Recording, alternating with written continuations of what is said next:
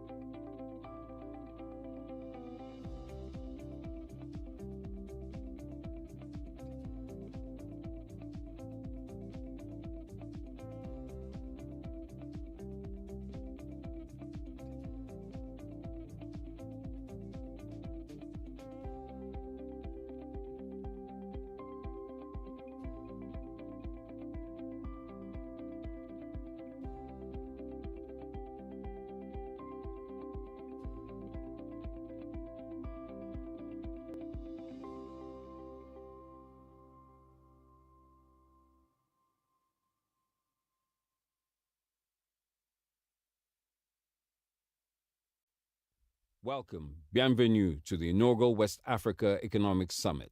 The plenary session will go live in 5 minutes.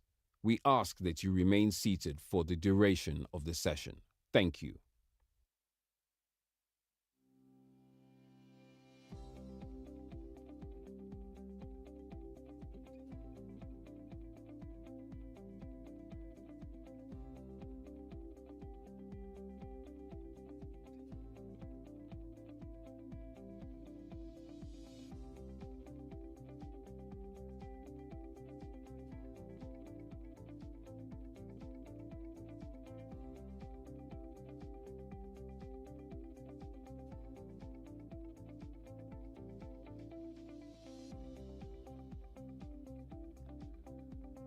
Again, we welcome all of you.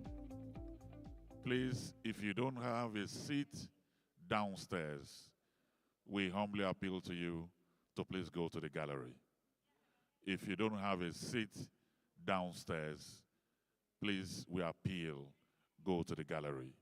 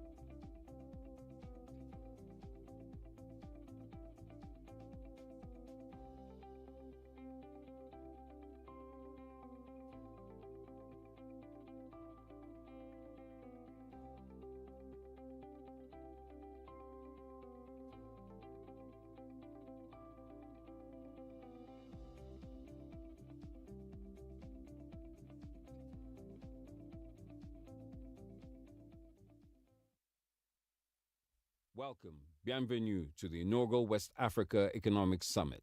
The plenary session will go live in 5 minutes. We ask that you remain seated for the duration of the session. Thank you.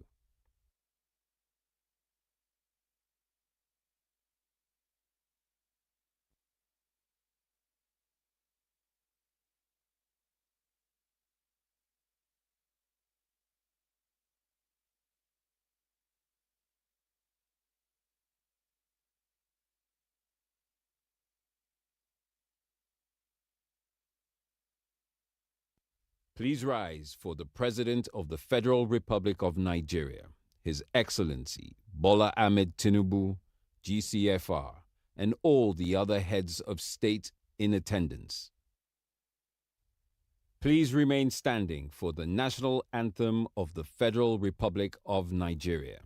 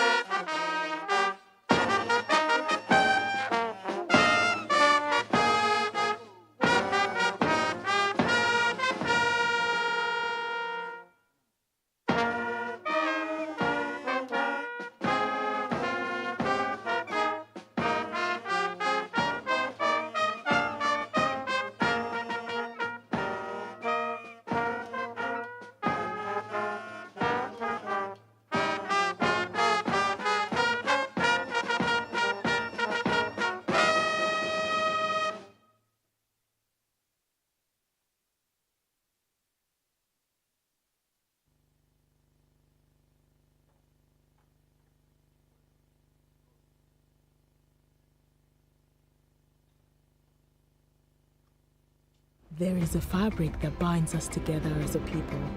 That fabric is our identity, our resilience, and the way we relate. For so long, we have independently pushed for progress, growth, prosperity, and security. And look how far we have come. Think how much quicker, better, and farther we can grow when we stitch together our interests and resources in unity. To attain our best possibilities, we are threading a new future for ourselves. One where pathways and connections are seamless, where vital resources power every community without interruption. They're generating a new wave of unity for shared prosperity, lasting security, and true interdependence. Ride this wave at the West Africa Economic Summit, happening June 20th and 21st, 2025, at the International Conference Center, Abuja. Visit ys2025.org for more information.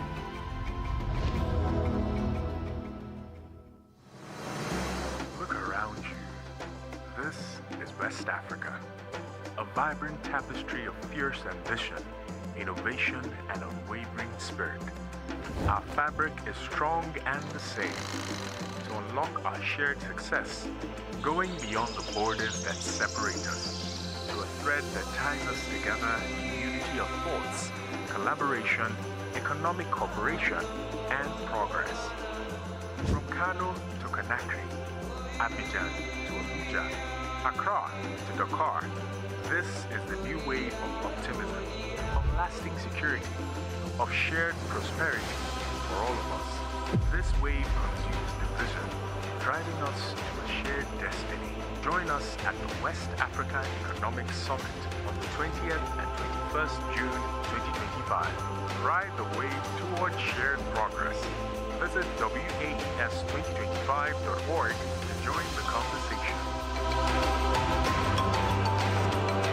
They say Africa is risk. Interesting. But stay with me. You mean Lagos, where fintech rises before the sun? Or Joburg, where Charles LeBron did walk? Or Dakar, where rhythm breaks the rules? Risk? No. This is return. Return on belief. On the girl in Enugu sketching dreams which are cool. On the boy in Soweto coding futures from a shared laptop. And a Nigerian musician making dreams from a stolen laptop. On the market woman in Kumasi who knows profit without spreadsheets. On justice. For once, we know how to build with bruises. Remix scarcity into rhythm. We stretch coins into companies, our sweat, blood, and bodies. We take what the world throws away and say, not so fast, Abiku. We reinvent. You still don't get it. This is not aid. This is alignment. You don't donate to us, you partner, or you get left behind. Because the continent moves quietly, powerfully, unapologetically. So your hesitation is your loss. Because what we call hustle, you call innovation 20 years later. We are not waiting for green lights. We are building roads on red.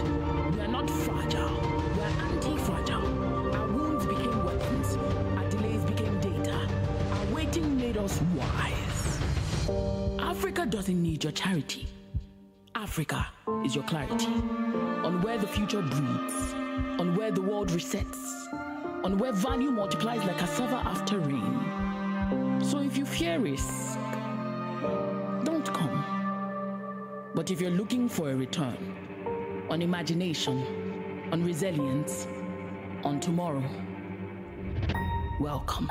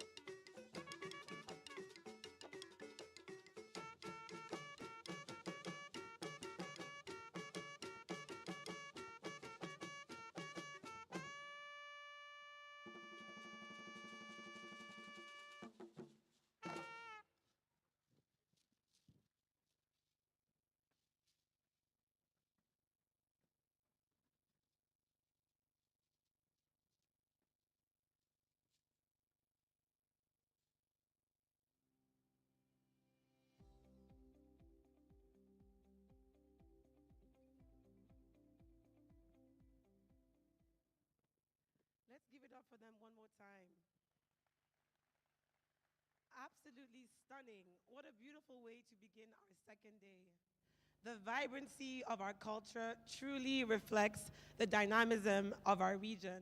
Welcome back to day 2 of the West African Economic Summit 2025. Absolument magnifique. Quelle belle manière de commencer cette deuxième journée. La vitalité de notre culture reflète parfaitement le dynamisme de notre région. Good morning, everyone, and welcome back to day 2 of the West Africa Economic Summit 2025. Bonjour à toutes et à tous et bienvenue à la deuxième journée du sommet économique de l'Afrique de l'Ouest 2025. Your Excellencies, distinguished ladies and gentlemen, let me welcome His Excellency, the President of Nigeria and the Commander-in-Chief of the Nigerian Armed Forces, President Bola Ahmed Tinubu, GCFR. I'd like to welcome all the other presidents that are here. Let me welcome His Excellency Patrice Talon, Republic of Benin, that is here with us. The President of Liberia, His Excellency Joseph Boakai, that is also here with us. Let me welcome the President of Sierra Leone, President Julius Maada Bio, that is also here with us. I welcome you. I'd like to welcome all the ministers that are representing their presidents here from Guinea-Bissau, Gambia, Ghana, Senegal, and Togo. Let's appreciate them, ladies and gentlemen. I'd like to welcome stakeholders of the region, policymakers, delegates, captains of industry, but I also want to especially welcome our royal fathers that are here. Let me welcome His Imperial Majesty, the Ooni of Ife, Oba Adeyeye Enitan Ogunwusi. And let me also welcome his brother, His Imperial Majesty, Iku Babayeye, Oba Abimbola Akim Owari I. And all the other royal fathers that are here, I welcome all of you to day 2 of this amazing summit. Your Excellencies, distinguished ladies and gentlemen, this is the second day where we continue to celebrate the day of West African that is actually coming together with shared goals. A West Africa that explores the rich cultural tapestry of our region. Today, we'll continue to celebrate the opportunities that are there for trade, for partnership, and for harmony. Yesterday, we had 4 panels, but today will be a very beautiful day. So I welcome all of you to the second day as we continue to celebrate the vibrancy, the integration, and the harmony of our lovely region. To kick us off, we want to invite here, with profound honor, to introduce the Honorable Minister of Foreign Affairs, Ambassador Yusuf Metematuga ON, who will be addressing us and welcoming the event. C'est pour nous un immense honneur de vous présenter Son Excellence Yusuf Maitama-Tugar, ON, ministre des Affaires étrangères de la République fédérale du Nigeria, qui va prononcer une allocution spéciale de bienvenue. Excellence, soyez le bienvenu.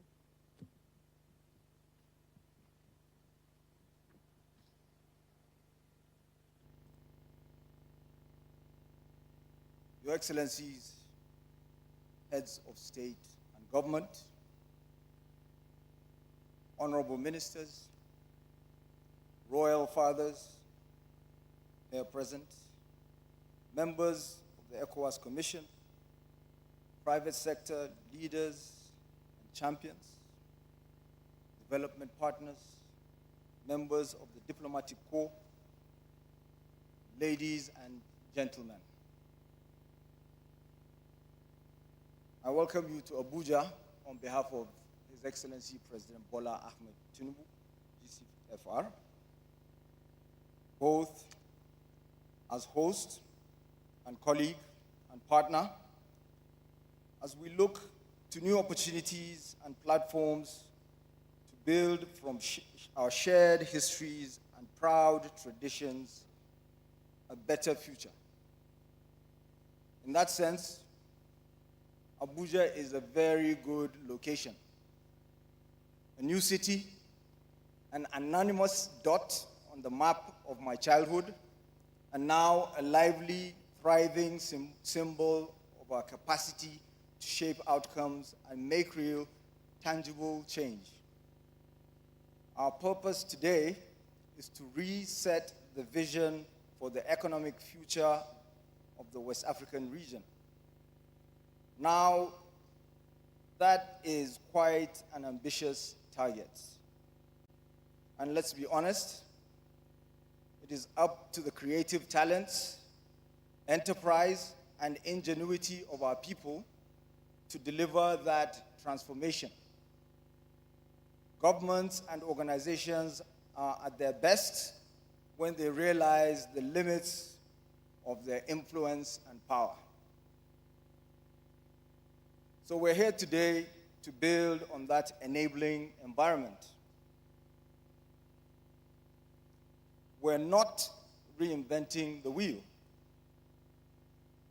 As an economic community, West Africa enjoys freedom of movement and a framework to facilitate trade, pool electricity, and integrate transport corridors.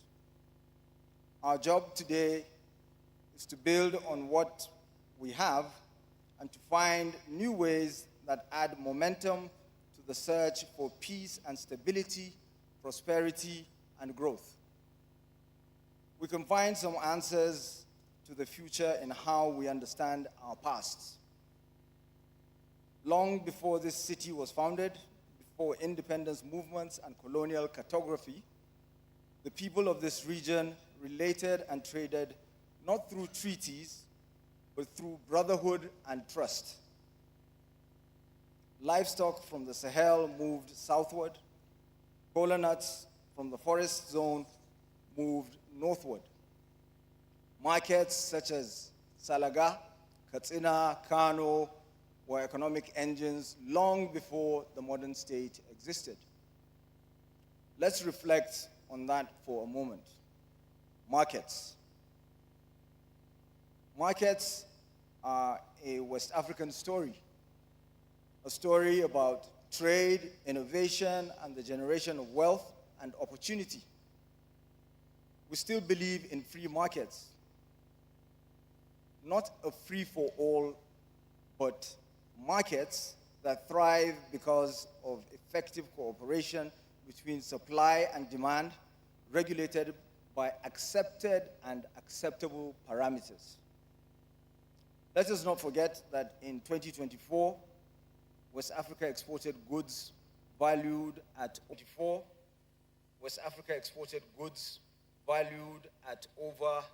$166 billion. Yet, only 8.6% of that trade remained within our borders. Imports follow the same pattern, heavily tilted toward partners outside the continent. Machinery and manufactured goods from China, India, the United States, and the European Union dominate our import flows, while we continue to export unprocessed raw materials. This trajectory is untenable, and the issue is not just capacity, but orientation. We know what economists call the informal sector finds ways to deliver what the market wants, bypassing borders and regulations when they're too slow and bureaucratic.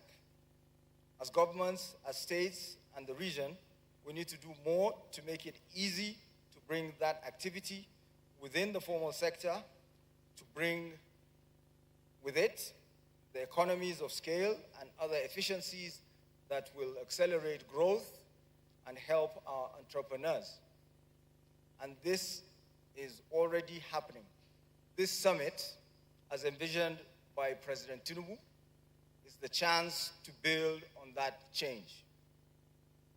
We're not offering royal charters to monopoly corporations anymore. That was a long time ago. Our job now, our responsibility is to help find the best way to deliver goods and services to our people, to help the private sector and the free market to do what they do best, generating investment and building capacity. We want people to see the difference. I say to our friends here today, in industry, banking, and other sectors, President Tinubu and the other leaders present are listening. Let's stop outsourcing the future and take back control of our destiny. We want this summit to show that West Africa can deliver the space where government, industry, and other stakeholders can meet and make deals without having to transplant ourselves to shivering to one summit or another in wintry venues. It's good to talk, better still to deliver. And let's do that in Abuja and Abidjan, from the Sahel to the sea. There's literally a deal room here at the summit. We're not here to tell the private sector its business, but to give you the space to grow. Use it. President Bola Ahmed Tinubu promised to develop this event when he took over as ECOWAS chair in 2023.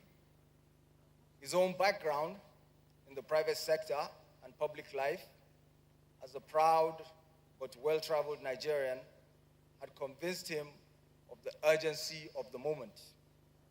West Africa, for centuries, an equal partner in international trade, was left behind by the Industrial Revolution and patterns of development that reduced our comparative advantage in finance.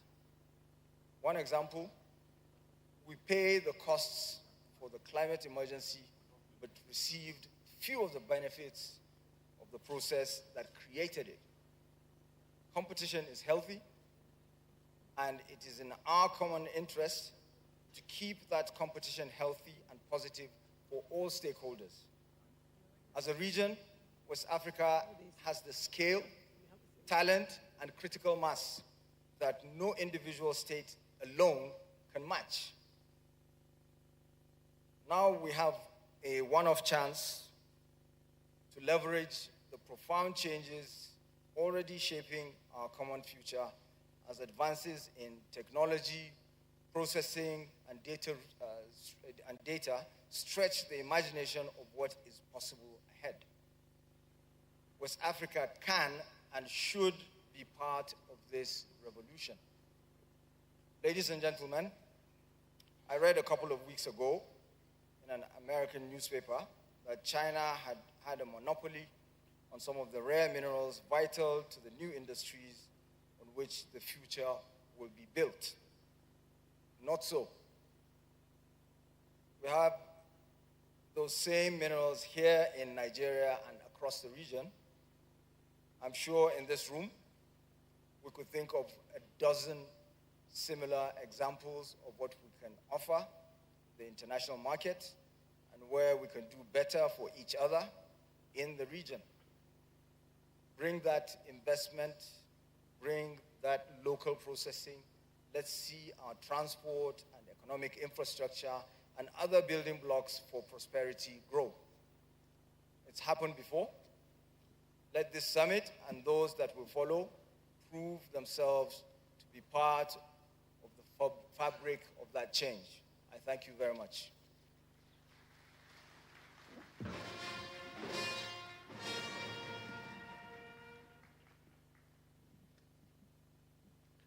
Your Excellency, distinguished ladies and gentlemen, can we put our hands together for the Honorable Minister of Foreign Affairs? On remercie Son Excellence Youssouf Meita Matugar, ministre des Affaires étrangères de la République fédérale du Nigeria. We now move to a series of important goodwill messages, setting the tone for today's discussion.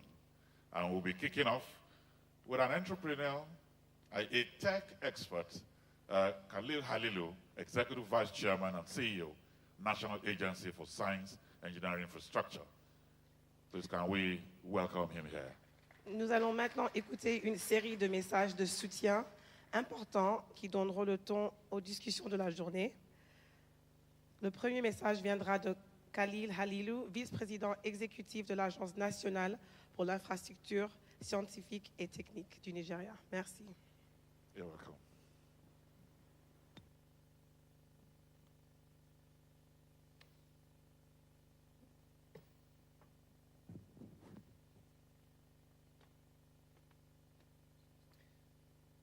Your Excellency, President Bola Ahmed Tinubu, GCFR, esteemed Presidents, our host, the Honorable Minister of Foreign Affairs, Ambassador Yusuf Tuga,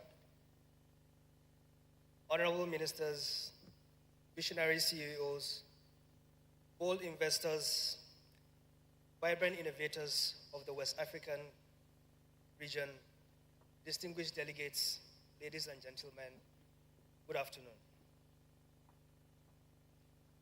It is a pleasure to join you today at this important summit, a space where ideas becomes policies and policies becomes progress.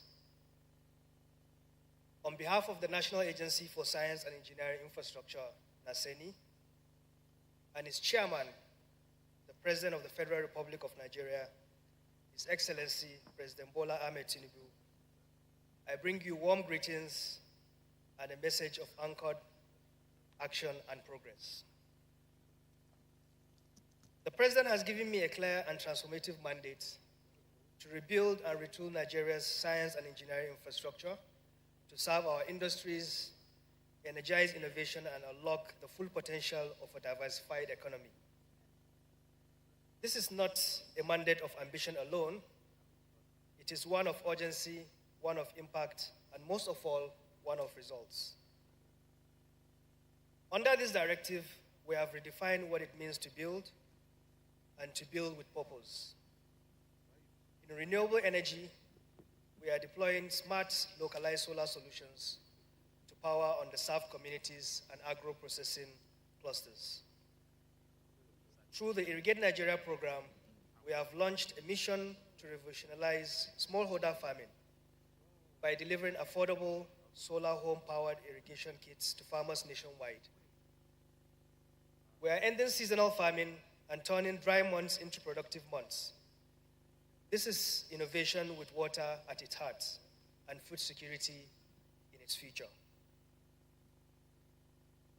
In agriculture, we launched the National Asset Restoration Program to revive abandoned government-owned equipment, turning neglected assets into powerful tools for modern farming and food security.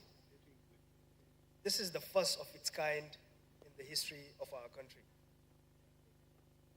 In e-governance, we are building local technology by local minds to solve local problems, because a truly digital Nigeria must begin with a truly Nigerian solution. And for youth empowerment, NASENI is no longer a government agency. We are now a launchpad for young innovators, builders, and creators. We are creating what we call generation of makers. This is not just progress, this is a momentum, the kind that moves nations forward and bring movements to life. But as we gather here today in Abuja, let us speak plainly. No country can innovate in isolation. No region can rise divided. West Africa has the talent, we have the market, we have the raw materials and the raw ambition. What we need now is alignment. Imagine a West Africa where research and development investment are co-founded across borders. Tech innovations made in Ibadan and commercialized in Abidjan. Renewable energy solutions in Lagos are scaled from Accra to Monrovia. That future is possible, and it is waiting for our collective will to meet it halfway. At Naseni, we are ready to lead a regional technology commercialization movement, one that unites our engineers, our entrepreneurs, our economic ecosystems. From shared prototyping facilities to harmonized standards, we are ready to build, not just in Nigeria, but with Nigeria as a bridge across the sub-region. In line with this vision, I am pleased to announce 3 new policy directions that are open for regional corporations. 1, cross-border innovation platforms. We are designing frameworks, co-developing solutions in renewable energy, digital manufacturing, and agri-tech across West Africa. Secondly, the West African Makers Exchange, a continental knowledge and talent pipeline where our young innovators, engineers, and creators can learn, build, and trade ideas without borders. And last but not the least, the Naseni Regional Infrastructure Registry, an open source platform to map and share science and engineering assets across our nations so that no innovation effort is duplicated, only multiplied. These are more than just initiatives, they are invitations. Invitations to build, to collaborate, and to grow together. Colleagues and friends, this is our moment, but more than a moment, this must become a movement. A movement of results, not empty promises. A movement that proves that we can build African solutions at African scale with African pride. A movement where Naseni is not just a national institution, but a regional bridge, a continental catalyst. Let's build West Africa not just as an idea, but as a powerhouse. Let's irrigate not just our farmlands, but mines.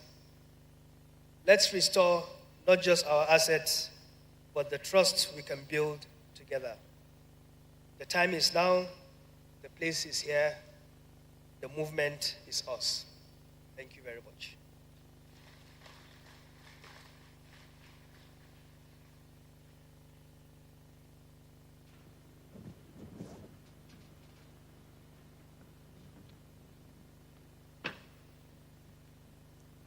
Thank you very much, Mr. Halilu, the Executive Vice Chairman of Naseni. Thank you very much. Thank you. Your Excellencies, distinguished ladies and gentlemen, let me also welcome and recognize the Ivorian Foreign Minister, who is also representing His Excellency, the President of Ivory Coast. Soyez le bienvenu. So, Your Excellencies, our next goodwill message, and we also appeal that we make it as short as possible, 3 minutes max. Let me welcome here, representing the Governor of the Central Bank of Nigeria, Mr. Yemi Cardoso, Abido Ekoka.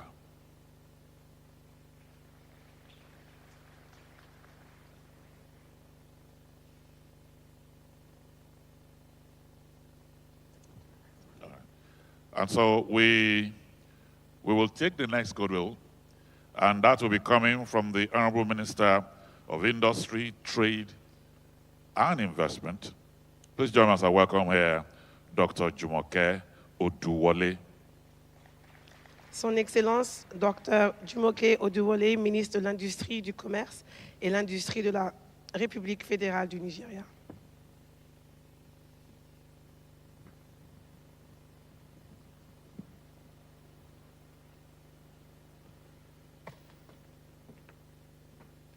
Your Excellency, President Bola Ahmed Tinubu, GCFR, distinguished heads of state and government, with your permission, kindly permit me to rest on the very well adumbrated protocols in the interest of time.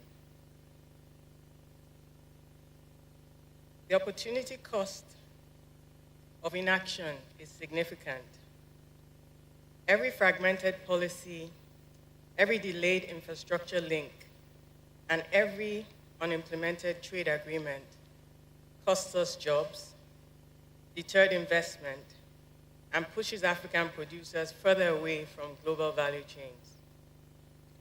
However, with coordination and shared execution, we can position West Africa as a formidable economic bloc, capable of attracting capital, scaling industries, and delivering measurable outcomes across borders.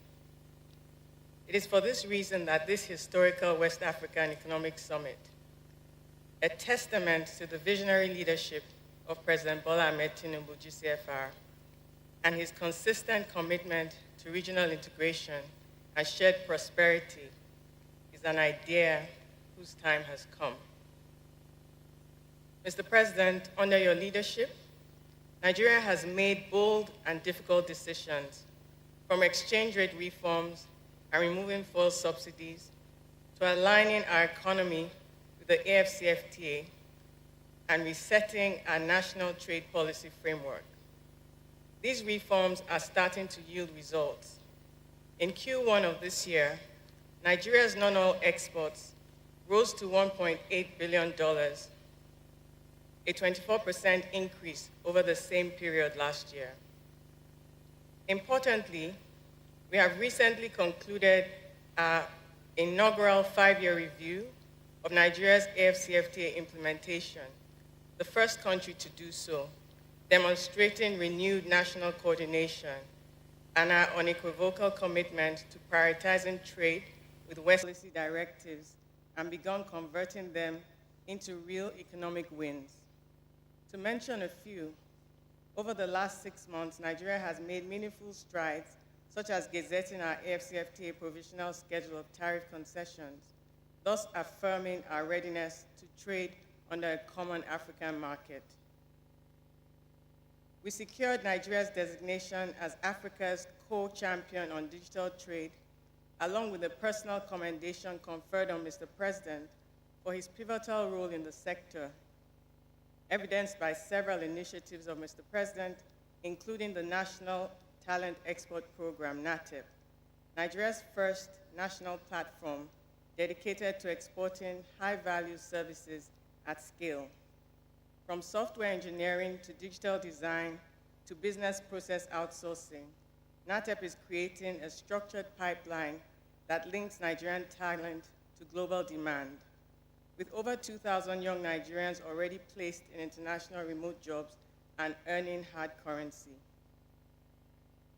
We opened a new air cargo trade corridor with 13 southern and eastern African countries, enabled with a market intelligence toolkit for their products in collaboration with Uganda Air and UNDP. In each of these milestones, we went out as Nigeria, but we showed up as an ambassador for West Africa, committed to Africa's shared prosperity. In the lead up to this summit, the Federal Ministry of Industry, Trade and Investment, in close collaboration with partners across the Nigerian government and private sector, curated a deal room anchored on vetted, investment-ready opportunities. One of the most dynamic and oversubscribed sessions at the deal room yesterday was our PPP and infrastructure roundtable, where we spotlighted nearly $1 billion in live transactions, spanning carbon capture and storage, critical minerals and rare earths, compressed natural gas, and digital infrastructure. These were technical, solution-focused discussions, structured to move projects towards bankability, with participation from leading investors such as AFC, IFC, Afrexim Bank, USTDA, Polish Investment and Trade Agency, and Badia.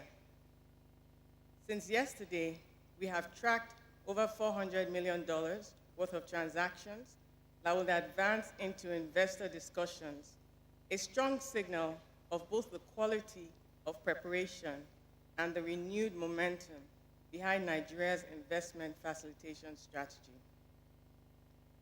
I am particularly proud to announce a landmark public-private partnership, the National Export Trading Company, a structural intervention being developed in partnership with the Nigeria Commodities Exchange, Afrexim Bank, and the Africa Trade and Distribution Company.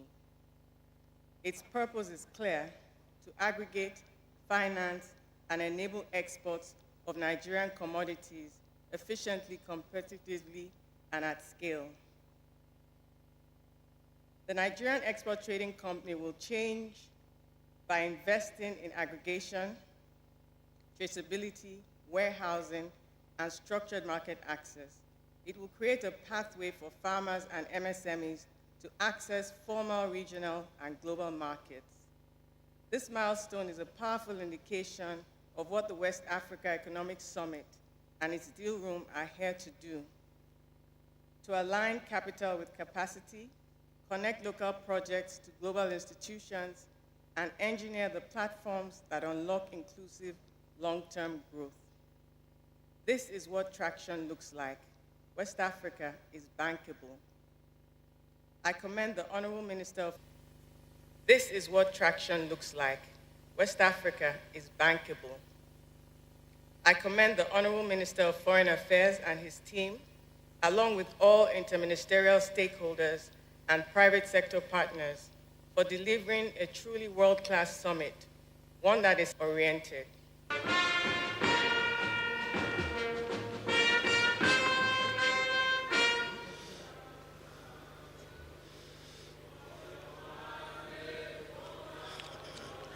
Please be seated.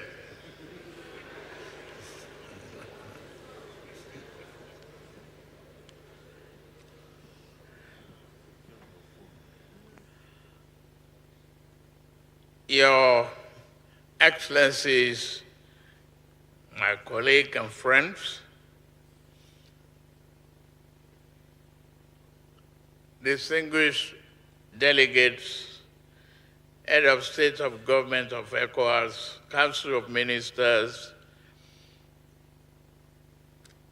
His Excellency Dr. Omar Leviture, President of the Representative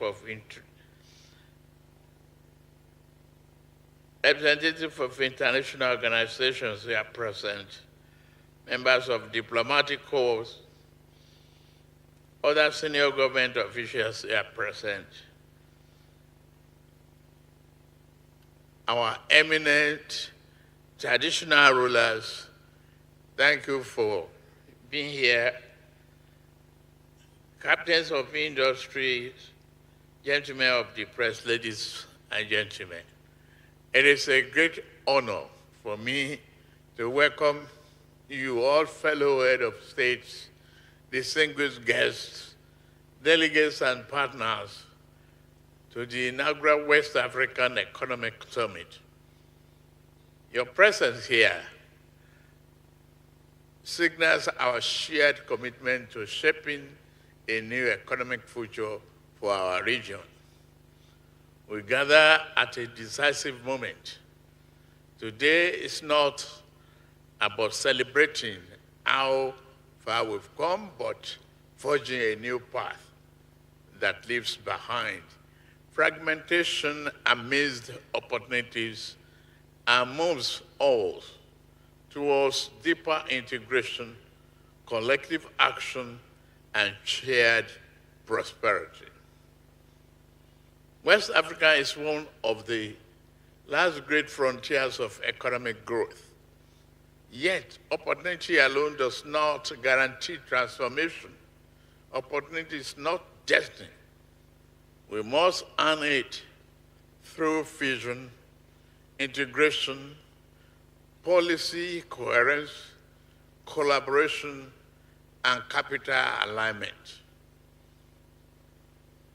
Intra-regional trade remains under 10%, a challenge you can no longer ignore.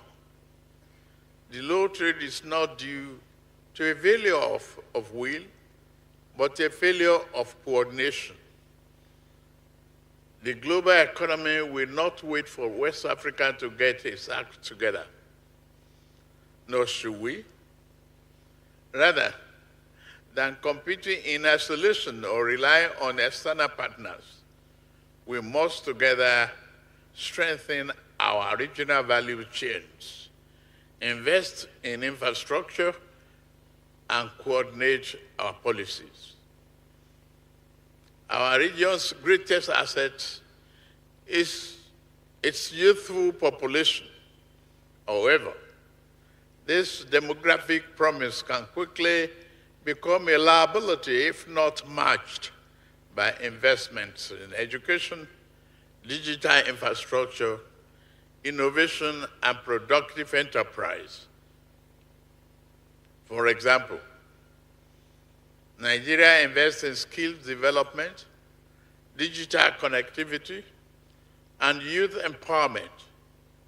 But no one country can do this alone. Our prosperity depends on regional supply chains, energy networks, and data frameworks. We must design them together or they will collapse separately. From the Lagos to Abidjan Highway and West African Power Pool to digital and creative industry initiatives, our joint projects demonstrate what is possible when we work together. We must do more. We must move from declarations to concrete deals, from policy frameworks to practical implementation. We also recognize that Europe left Africa behind in the previous industrial revolutions. We cannot afford to miss the next one. Our rare minerals, perhaps tomorrow green technologies, yes, it is not enough to be resource-rich. We must become value chain smart and invest in local processing and regional manufacturing. The era of one pit to the port must end. We must turn our mineral wealth into domestic economic value, jobs, technology, and manufacturing. The fundamental transformation will not come solely from the government, but from unleashing our people's entrepreneurial spirit. Government must provide the right environment, law, order, and market-friendly policies while the private sector drives the growth. Our task is to find new and effective ways to invest in our collective future, improve the business climate, and create opportunities for our youth and women. Let us emerge from this summit with actionable outcomes, a renewed commitment to ease of doing business, enhance intra-regional trade, improve infrastructure connectivity, and innovative ideas that move our people from poverty to prosperity. Let us build a West African that is investable, competitive, and resilient, one that needs and leads with vision, responsibility, and unity. This is the new West African proposition. Let us make it real and bankable. I thank you all for being here and for listening. Thank you.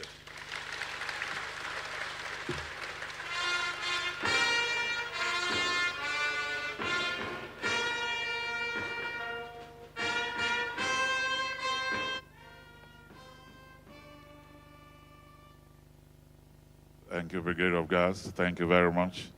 Can we put our hands together one more time for the Nigerian president? Merci, and the Votre message is Excellence. very clear: seize the moment. Merci, Votre Excellence. Your Excellencies, distinguished ladies and gentlemen, we'll have three of our presidents who are already in the room here speak to us.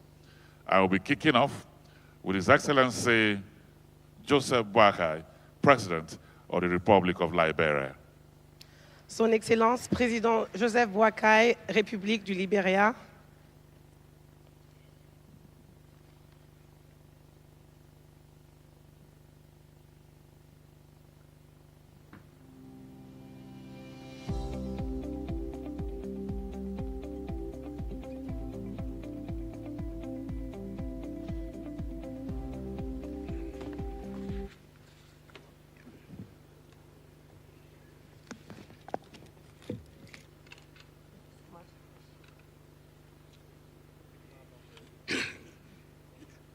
Excellency Bola Ahmed Tinubu, GCFR, President of the Federal Republic of Nigeria, and Chairperson of the ECOWAS Authority of Head of State and Government, Your Excellencies, Presidents and Heads of State and Government of ECOWAS Authority, esteemed leaders of ECOWAS, commissions, honorable ministers, representatives of international organizations, private sector and NGOs, trade representatives, distinguished ladies and gentlemen. It is an honor to join this important gathering of heads of state and government, economic policymakers, business leaders, and regional stakeholders who remain committed to the cause of peaceful, prosperous, and integrated West Africa in this gathering of leaders.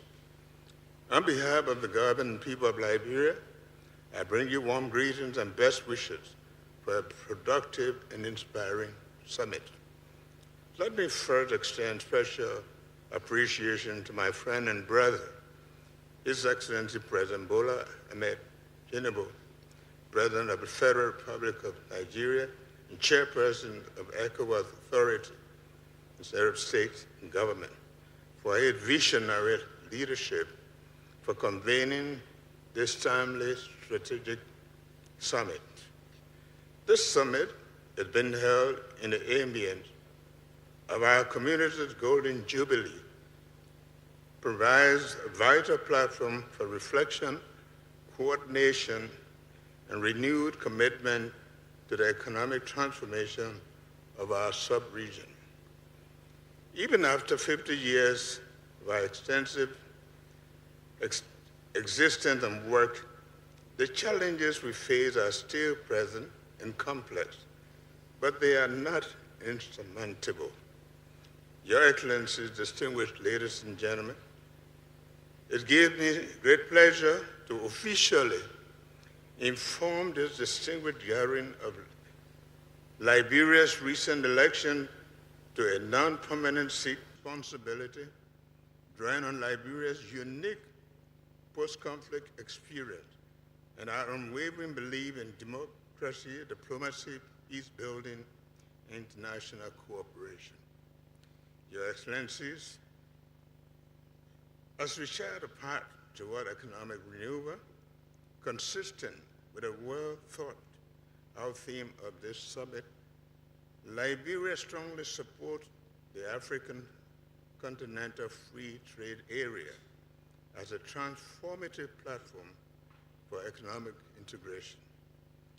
Our budgetary priorities are increasingly focused on sustainable agriculture and rural transformation, aligning with AFCFTA's goals.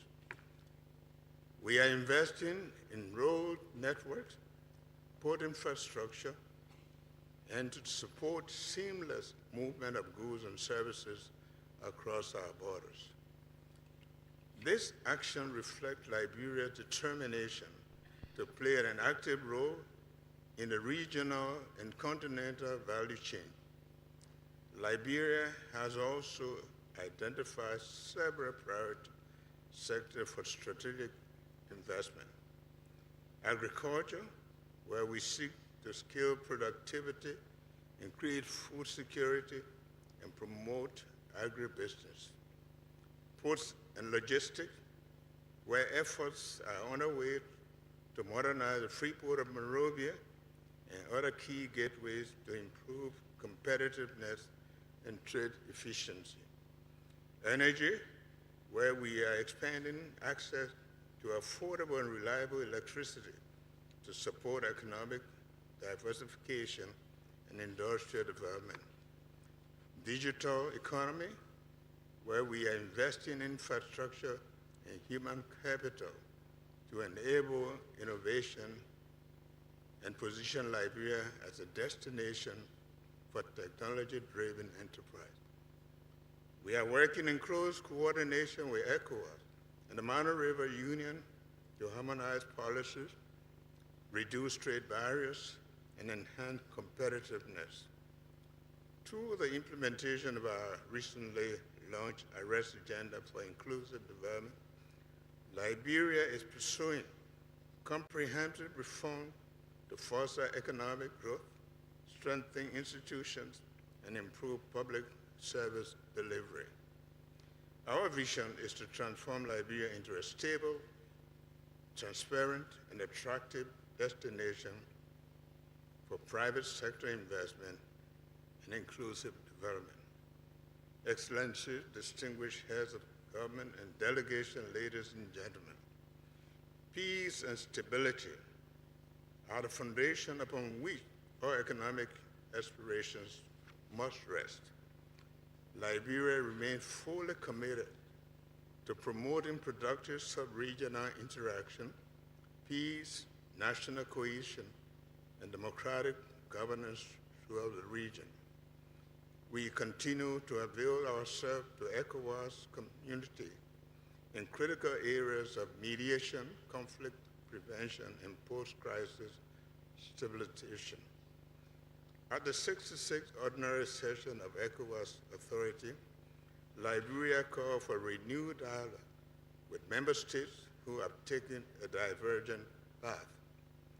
Today, I wish to echo that appeal. We must keep the door open for engagement and reconciliation, especially to our sister states that have unfortunately exited the community.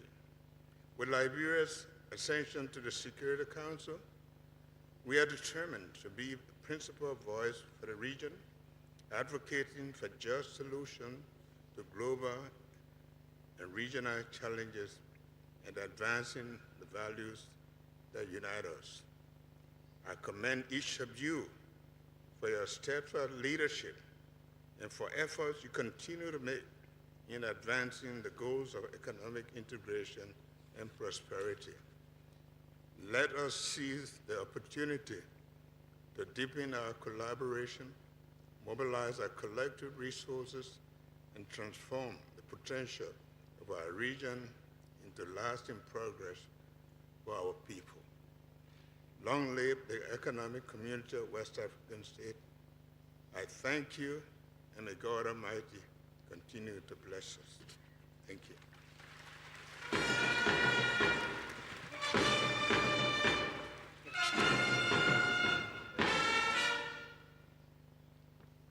Thank you, Your Excellency. Merci, Votre Excellence. Thank you very much. And so, Your Excellency, distinguished ladies and gentlemen, our next president to speak to us is Excellency Julius Maada Bio, President of the Republic of Sierra Leone. Le prochain président sera Son Excellence Président Julius Maada Bio, République de Sierra Leone.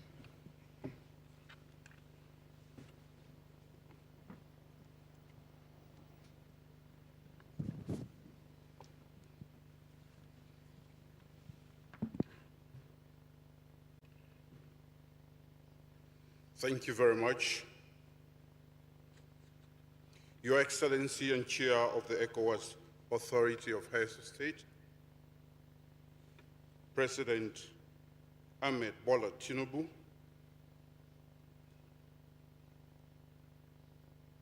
President of the ECOWAS Commission,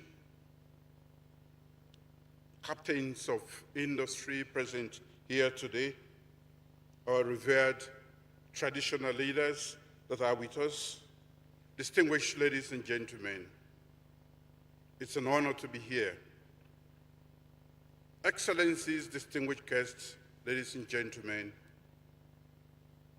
it's an honor to address this esteemed gathering, united to unlock the potential of our great region.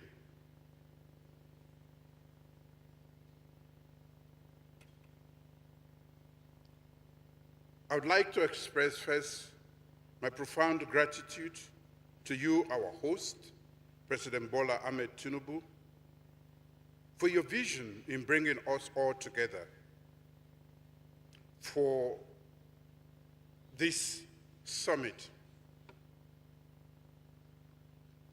I also want to thank the organizers and partners of this vital summit for their commitment to enhancing trade and investment in Africa, especially West Africa. I appreciate the opportunity today to share Sierra Leone's perspective on regional integration and prosperity. Excellencies, distinguished ladies and gentlemen, West Africa has significant potential due to its abundant natural resources and a dynamic youth population, as has been alluded to already. This potential must be unlocked through strategic integration, especially in the light of rising public debt, the climate vulnerability, food insecurity, and geopolitical uncertainties affecting our economies. As leaders facing global economic competition, we must take decisive actions to accelerate regional integration programs, vital for our economic growth and shared prosperity. This needs improved collaboration, policy alignment, and a commitment to strengthening our economies, especially its competitiveness through the ECOWAS protocols and AFCFTA. Excellencies, ladies and gentlemen, trade integration must start with a strong political commitment from all member states. We should engage in key regional initiatives such as the ECOWAS trade liberalization scheme in order to reduce tariffs and barriers, and the common external tariff to harmonize trade policies. In Sierra Leone, a significant number of our companies have authorized products registered under the ETLS. We are, of course, modernizing our customs infrastructure by implementing the Asikuda Award system and improving trade data classification and collection. Efforts are underway to implement ECOWAS biometric ID cards in line with free movement protocol, thereby strengthening regional mobility. Excellencies, distinguished ladies and gentlemen, to deepen and boost intra-regional competitiveness, we must accelerate progress towards monetary union. A single regional currency would reduce exchange rate costs, support price stability in our region, and improve the business environment.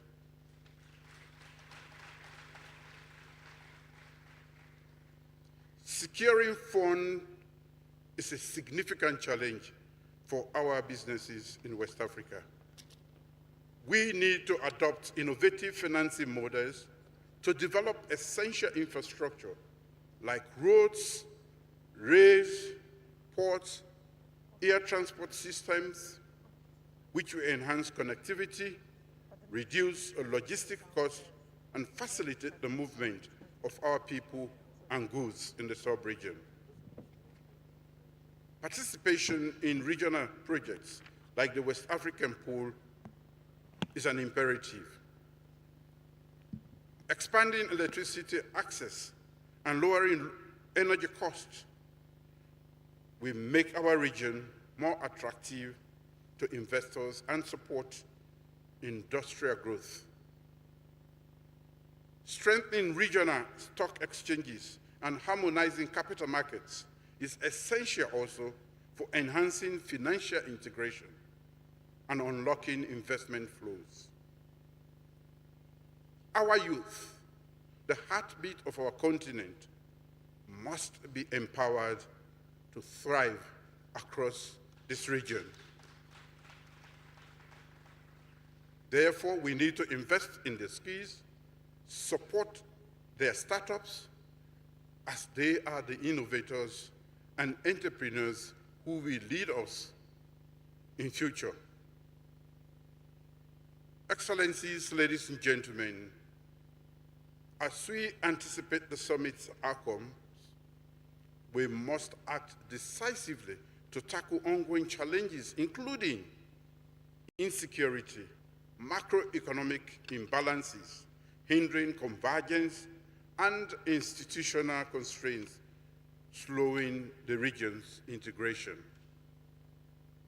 Harmonizing ECOWAS policies in trade, customs, quality standards, statistical systems, and fiscal regimes for managing natural resources is vital for our desired growth and prosperity.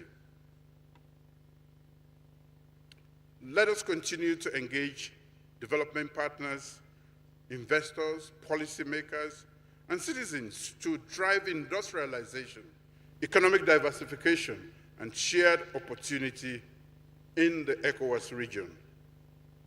I reaffirm, ladies and gentlemen, Sierra Leone's unwavering commitment to regional integration and prosperity for all. Our government values strategic partnerships and invites private sector actors, development partners, and other governments to collaborate in agriculture, mining, energy, tourism, and the digital economy for sustainable growth and social progress. On that note, I thank you all for listening.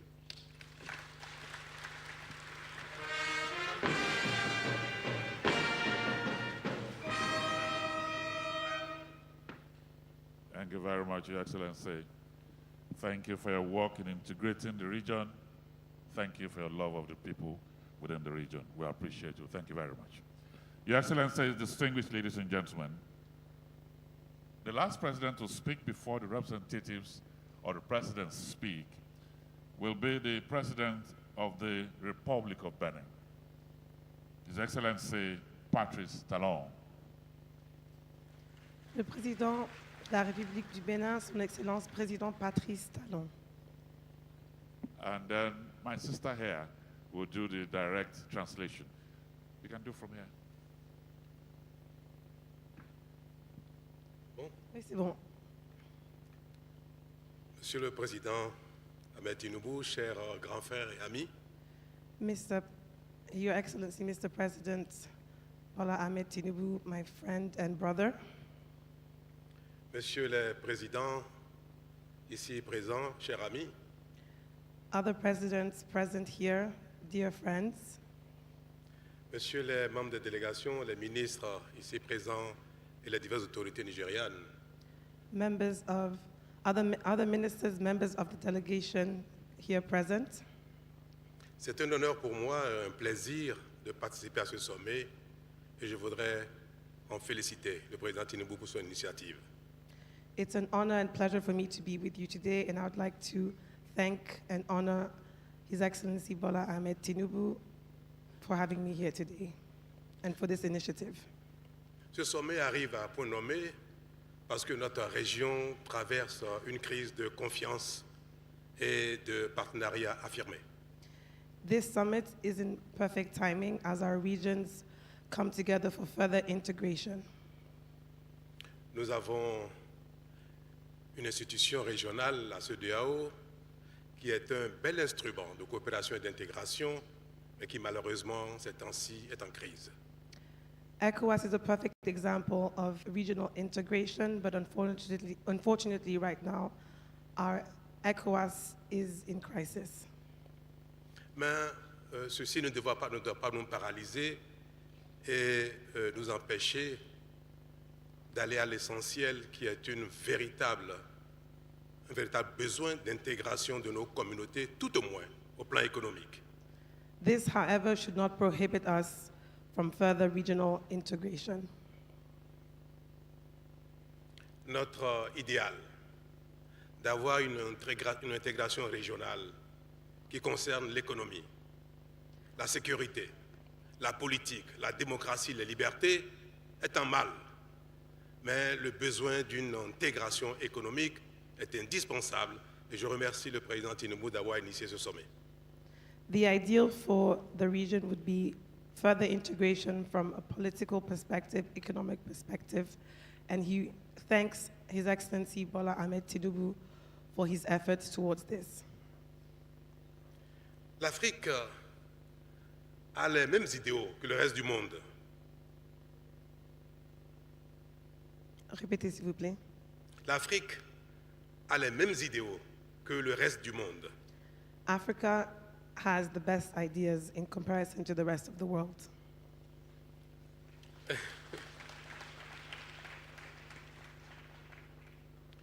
Ce n'est pas la volonté qui nous manque. It's not the will of not wanting to do that is missing. Mais nous ne parvenons pas à faire aboutir nos idéaux.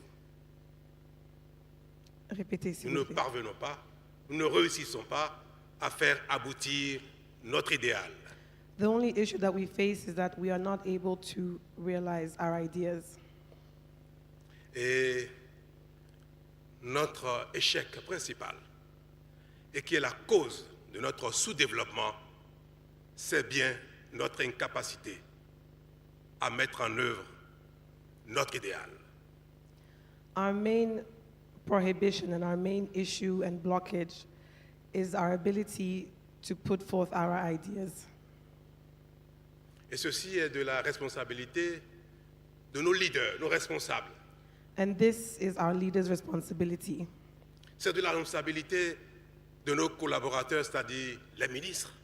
It's the responsibility of the ministers and our collaborators.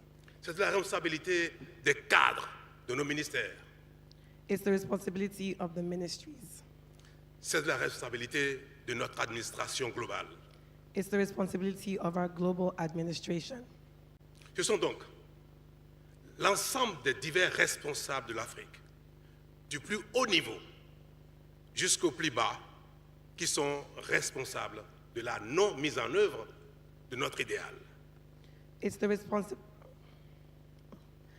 responsibility of, it goes from the top to the bottom, from leaders and the populations themselves to put our ideas forth and to make them come to fruition.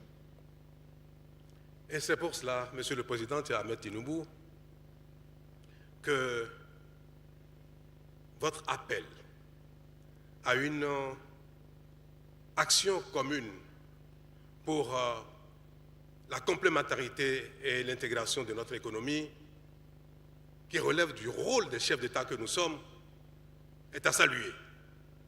And this is exactly why His Excellency Bola Ahmed Tinubu's efforts towards regional integration should be commended.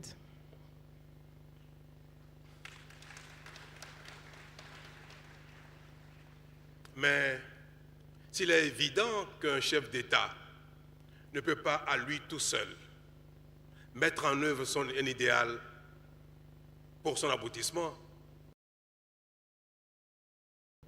il est donc évident que la suite relève essentiellement de ceux qui nous accompagnent dans la gouvernance globale.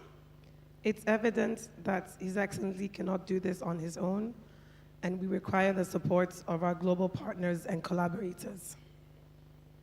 Ce n'est pas pour moi une manière d'excuser les chefs d'État et d'exprimer que notre rôle dans notre échec est infime. Non, nous avons notre part de responsabilité dans l'échec. Je vais parler des chefs d'État, des principaux responsables au sommet de l'État. Mais cette responsabilité de cet échec ne relève pas seulement de cette insuffisance des chefs d'État que nous sommes. And this is not to excuse the responsibility of the various heads of states. It's just to reinforce that collaboration is necessary in order for us to reach our goals. Mon message est une adresse à l'ensemble de la communauté ouest-africaine et principalement à ceux qui sont en charge dans l'administration, dans la mise en œuvre des politiques déterminées par les plus hauts responsables, pour prendre conscience, pour se ressaisir et pour une véritable relève de notre sous-continent, l'Afrique de l'Ouest, et pourquoi pas de toute l'Afrique. My message and address is essentially to reinforce the renewal that is necessary within the ECOWAS region from the leadership perspective and from the different heads of state.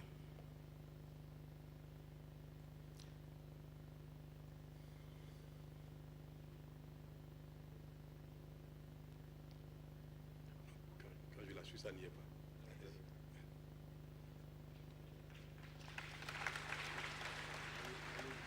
Mr. President, if you don't mind. Okay. Yeah, thank you very much. Merci. Ceci est une preuve de notre incapacité à nous intégrer parce que nous ne parlons pas tous la même langue, aussi dans une région qui n'est pas... This is the proof that we are not able to integrate ourselves because all of us, we are not speaking the same language and it's difficult for us to understand each other. Je voudrais qu'à l'avenir,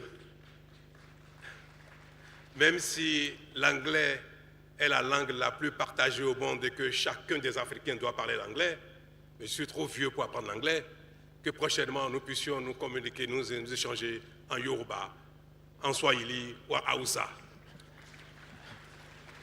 I'm too old to learn English, but I hope that in the future, and even if I recognize that all Africans should speak English, I hope that in the future we should have this type of discussion in Yoruba, Hausa, or Swahili.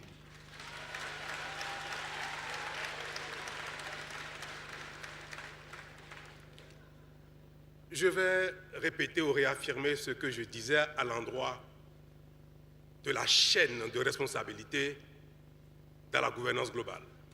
I will say again what I was saying before regarding the responsibility of all different stakeholders in terms of governance.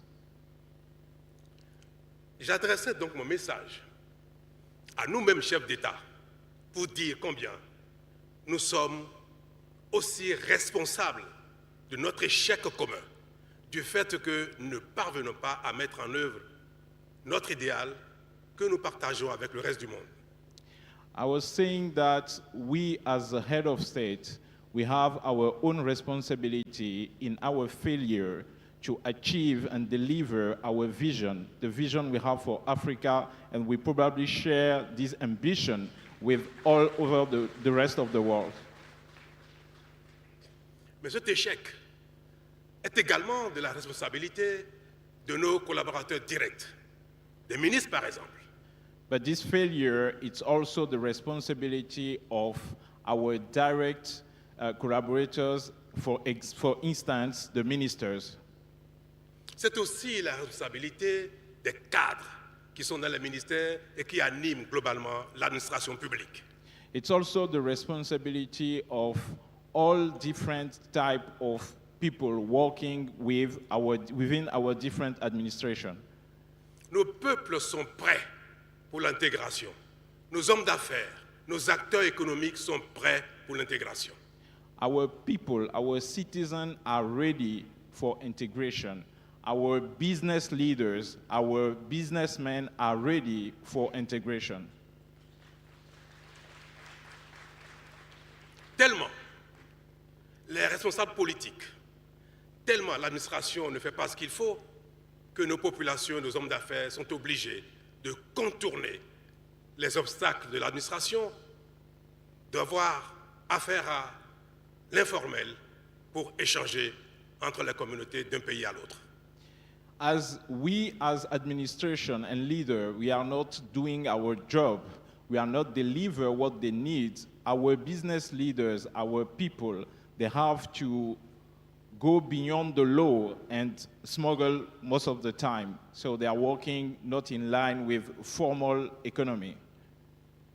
quand on observe les efforts que font nos communautés pour donner un contenu réel à l'intégration et en contournant ainsi l'administration, en étant dans l'informel, nous devrons, mes chers présidents, mes chers collègues, mes chers grands frères, nous devrons, chers ministres, chers responsables de l'administration, prendre un nouveau départ pour sortir l'Afrique de la pauvreté en passant par l'intégration effective. When we look at the ingenuity of our citizens, of our business leaders, of our people trying to put in place and give reality to this integration, all the ingenuity they put in place to go over the rule we put in place, and the fact that with this ingenuity they are developing a very strong informal economy, we as a leader, we as ministers and the different stakeholders, we should do what we have to do to help them give birth to this integration. Le marché africain, le marché ouest-africain est le plus apte, le marché qui donne le plus de potentiel à une intégration permettant une économie prospère. Nous sommes des économies qui se complètent comme nulle part ailleurs. Et pourtant, nous sommes dans le monde l'économie la moins intégrée régionale. Even if our sub-region, West Africa, is the region in the world with the best potentiality in terms of integration because our economies are complementary each other, we are unfortunately one of the regions where integration is not yet there. Je vais vous donner un exemple. I will give you one example. Nous avons mis en place, avec une certaine satisfaction dans le passé, le WAPCO, cette organisation qui fait que le gaz passe du Nigeria jusqu'au Ghana en traversant le Bénin et le Togo pour alimenter les besoins en énergie et en production électrique. Et au moment où ça a été fait, le débit était compatible avec les besoins. Aujourd'hui, cet instrument, cette organisation, cet outil ne répond plus aux besoins, est trop faible pour alimenter nos divers pays en gaz. Le Bénin essaye depuis quelque temps d'avoir du gaz, soit par le Ghana, soit par le Nigeria, au-delà de ce qui est offert à travers WAPCO. Mais jusqu'à la date d'aujourd'hui, nos diverses administrations n'ont pas été capables d'accompagner cet organisme pour aller au-delà de ce qui a été fait et qui est embryonnaire dans le passé et qui ne suffit plus aujourd'hui à satisfaire les besoins. Le Bénin est en train d'installer une plateforme FSRU pour importer du gaz liquéfié du Qatar, pour le regazéifier sur cette plateforme et servir son industrie. C'est une aberration. Few decades back, we put in place this wonderful infrastructure, the West African gas pipeline, bringing gas from Nigeria to Ghana through Benin and Togo. This infrastructure is very important because it helps each country to develop the electricity market. But at the time, now today, the capacity and the needs in terms of gas increase in both countries, in all countries across the West African gas pipeline. In Benin, for example, we are trying to increase the capacity we are buying from this pipeline. But unfortunately, our administration are not allowing Benin to import more gas, either from Nigeria or from Ghana. And to strengthen the economical, the electricity production in Benin, now, because this infrastructure is not working, Benin is building an FSRU to import gas from Qatar or from other places of the world. This is completely insane. Nous avons cette même aberration au niveau du marché de l'électricité. Nous avons mis en place une structure régionale pour le marché de l'électricité. Mais il ne fonctionne pas et je doute qui soit capable de fonctionner dans les années à venir. We have this same situation when it comes to West African power pool. We put this wonderful infrastructure in place. We invest a lot of money, but unfortunately, this is not working, and I'm not sure that in the future, this will work. Mais un autre exemple plus banal qui concerne nos concitoyens ordinaires qui veulent aller de Lagos à Abidjan et qui doivent traverser le Bénin, le Togo, le Ghana avant d'y aller. Les routes existent, mais à cause des tracasseries qu'on observe sur nos frontières, sur nos voies, il faut plus d'une journée pour aller de Lagos à Abidjan. I will take another example, and this concern directly our citizens. For our citizens who want to travel from Lagos to Abidjan today, we have the road in place, but unfortunately, due to different checkpoints, border harassment, etc., they have to use more than one day to go from Lagos to Abidjan. Si nous voulons intégrer nos économies, faciliter les échanges, et qu'un homme d'affaires qui doit aller à Abidjan en quelques minutes, par la route, doit mettre un jour, 2 jours, et parfois même dormir à une frontière, parce qu'on lui réclame un document qui n'a pas de sens, parce qu'on veut qu'il paye, qu'il ne veut pas payer. Monsieur le Président, Messieurs les Présidents, nous ne parviendrons jamais à impulser une véritable intégration de nos économies.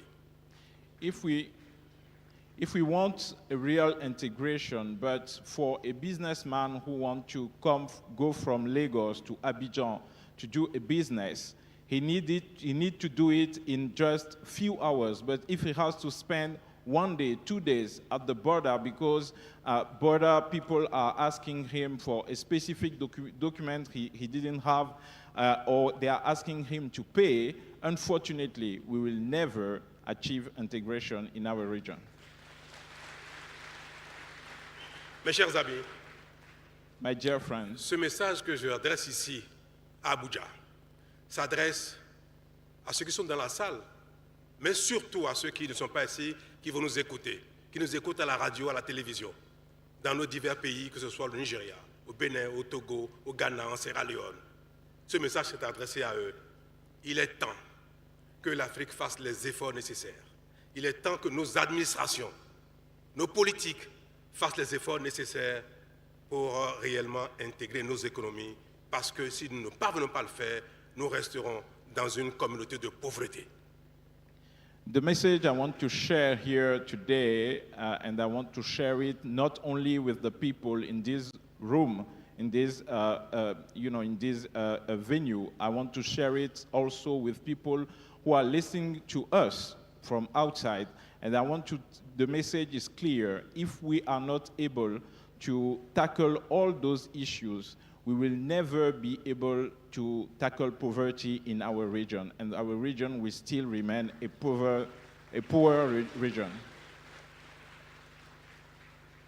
Je veux dire à nos compatriotes que si nous ne partageons pas le même idéal démocratique, que si nous ne partageons pas le même idéal de liberté, que si nous ne partageons pas le même idéal politique, c'est moins grave que de ne pas partager le même idéal économique. I want to tell our fellow citizens that if we do not share the same vision in terms of democracy, if you do not share the same vision in terms of freedom, it's not so important than if we are not sharing the same vision in terms of economy and economical integration. L'économie, c'est la survie. Et la pauvreté est la mère de toutes les catastrophes. Si nous ne parvenons pas à sortir nos pays de la pauvreté, la démocratie sera compromise. Les libertés seront compromises, la politique sera compromise. Poverty is the main threat to stability. It's a main threat for democracy, for security. If we are not able to tackle poverty, we will still be in face of multiple challenges in our region.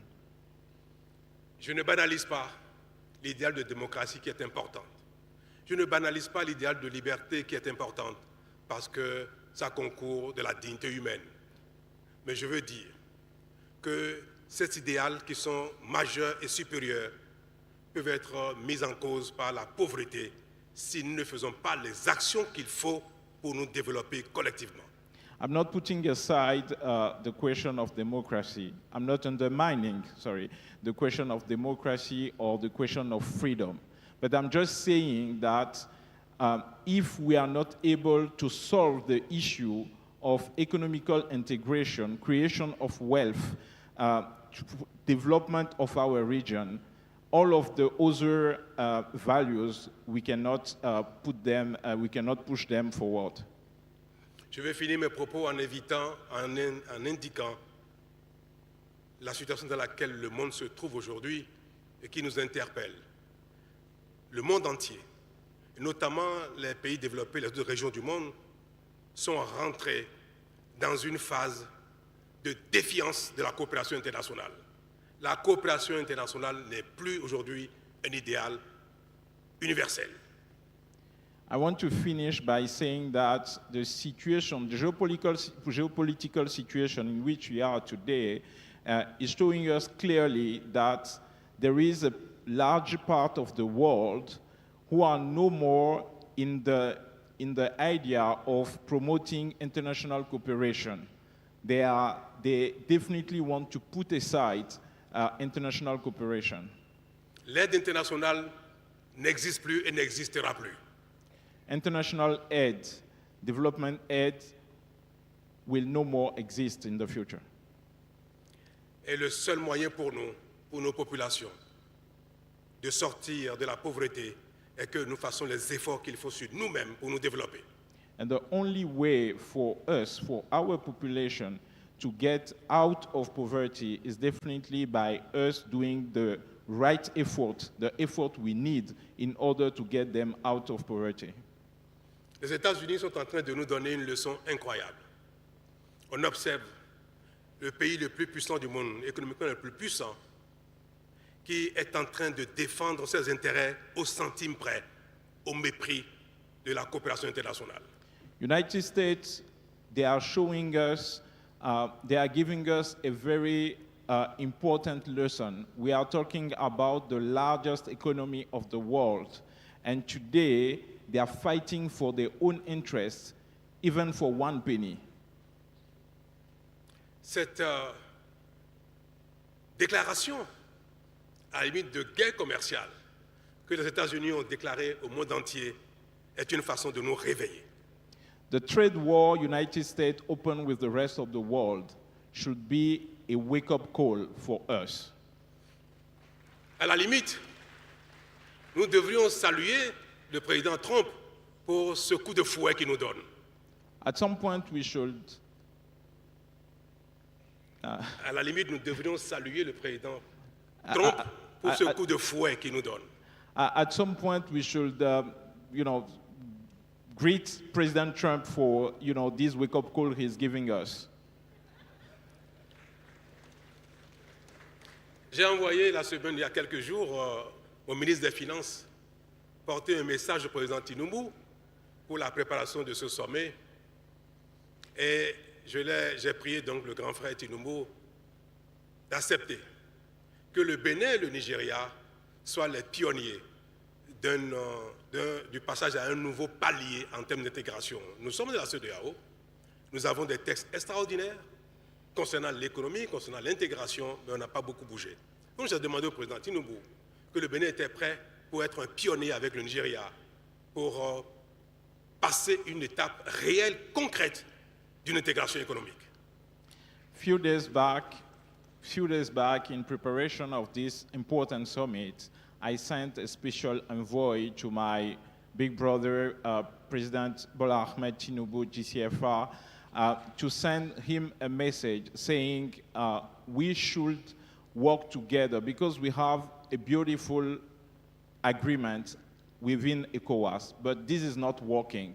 And my message was, let us work together, Benin and Nigeria, to show that it's possible to be more and effective, on an effective way, integrated. Et je voudrais, pour finir maintenant, parce que j'ai déjà beaucoup parlé, pour finir, je voudrais dire et vous prendre à témoin, prendre toute la salle à témoin, prendre les citoyens du Nigeria, du Bénin à témoin, que le président Tinubu et moi, nous sommes d'accord pour que le Bénin et le Nigeria intègrent leur économie de manière effective. Nous sommes d'accord. Nous avons donné les consignes qu'il faut à nos divers collaborateurs. Et maintenant, je veux interpeller mes ministres, y compris celui qui est en train de faire la traduction. Celle qui est assise, mon ministre du Commerce, ceux qui sont dans la salle. J'interpelle les ministres du président Tinubu qui sont derrière lui, la ministre du Commerce tout à l'heure qui est passée, pour que notre volonté, notre instruction d'aller plus loin dans notre intégration soit une réalité et c'est désormais de leur responsabilité. I want to say in front of all of you here that President Tinubu and myself, we agree on this real and full integration between Benin and Nigeria. We are already agreed on this. We instruct our respective team, and now in front of all of you, I want to put the responsibility on the different ministers, including the one doing the translation today, to deliver this instruction. I want all the ministers behind President Tinubu, my ministers in charge of trade, Minister in charge of trade of Nigeria, and all of you, to deliver this for our people.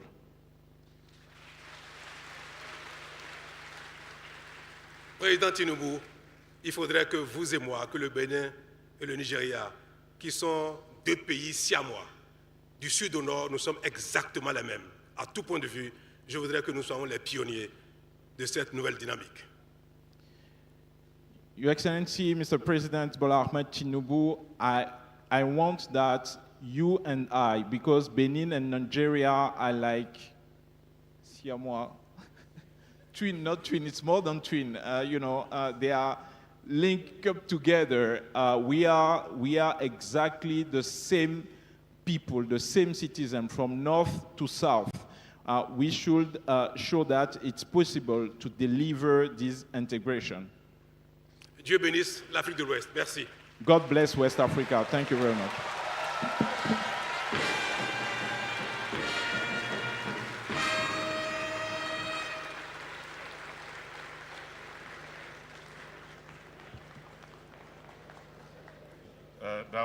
That was fantastic from the President of the Benin Republic and your translator. Thank you very much. Can we put our hands together for this young lady here who also started the translation? Thank you so much. I appreciate that. Thank you. So, Your Excellencies, distinguished ladies and gentlemen, the organizer just told us that we have simultaneous translation going on in the booth. Just take the headsets. English is on channel 1, French on channel 2, Portuguese on channel 3, so you'll be able to follow what we're doing. We'll quickly take the representatives of the presidents. Thank you. The representative of the presidents, if we can get just 2 minutes, 3 minutes from the honorable ministers, will be very right. You'll be on the Senegalese minister now. Absolutely, because Senegal is my country. So His Excellency President Bassirou Diomaye Faye, from the Republic of Senegal, represented by the Minister of Foreign Affairs and African Integration of the Republic of Senegal, Her Excellency Madame Yacine Fall, Ministre des Affaires étrangères et de l'intégration africaine de la République du Sénégal, Son Excellence Madame Yacine Fall. Let's put our hands together for her, please, as she comes onto the stage. Honorable Minister, you come here. Yes, here.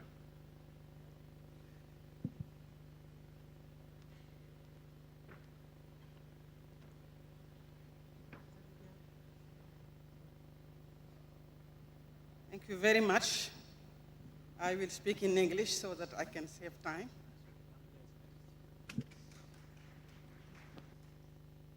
Your Excellency, Mr. Bola Ahmed Tinubu, President of the Federal Republic of Nigeria, Royal Fathers, Excellency, Heads of State and Government, Honorable Ministers, ladies and gentlemen, Mr. President of ECOWAS Commission, distinguished guests.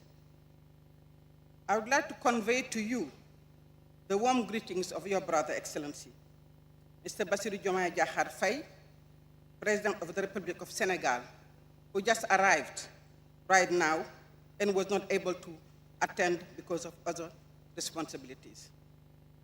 Your Excellency, Mr. President, President Bassirou Diomaye Faye asked me to express his sincere thanks to you for the great honor of inviting him to this first West African Economic Summit. He values this invitation deeply and congratulates you on the relevance of the chosen theme, unleashing trade and investment opportunities in West Africa. This initiative, which seeks to open up our thinking, our reflection, and guidances on ways to revitalize inter-regional trade and investment, comes at a very timely moment. The global economy is currently shaken by multiple crises, from geopolitical tensions and unilateral increase of customs tariffs, which are restructuring international trade, even to the detriment of certain economies, including West Africa. Added to this is our context of challenging and complex access to credit for our countries in Africa. This is why today's need for regional integration is no longer an option. It is a necessity for survival. And I like really what the person was saying earlier regarding Africa does not need charity. Africa can develop itself, and West Africa can develop itself. The new environment calls for robust strategies from our region that is endowed, countries individually as well as collectively. West Africa is endowed by natural resources, endowed by energy resources, endowed by a very vibrant young population that are fearless and that have no complexity to move, and a vibrant private sector. It is up to us to put them to task and enable them to really deliver. And this is why Senegal has proposed to its citizens and to West Africa for integration, Senegal 2050, the national transformation agenda for Senegal that is really calling for sovereignty, justice, and transformation for our economy, but from a sub-regional integration that is very important. That's why my ministry is called Ministry of African Integration and Foreign Affairs.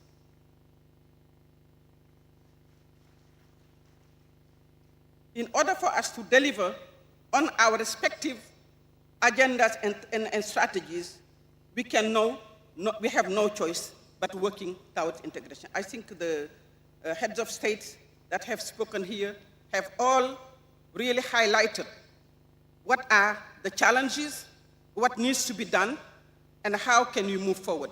From the top level, government, president, to administration, to also supporting our youth, supporting women, but also unleashing investment.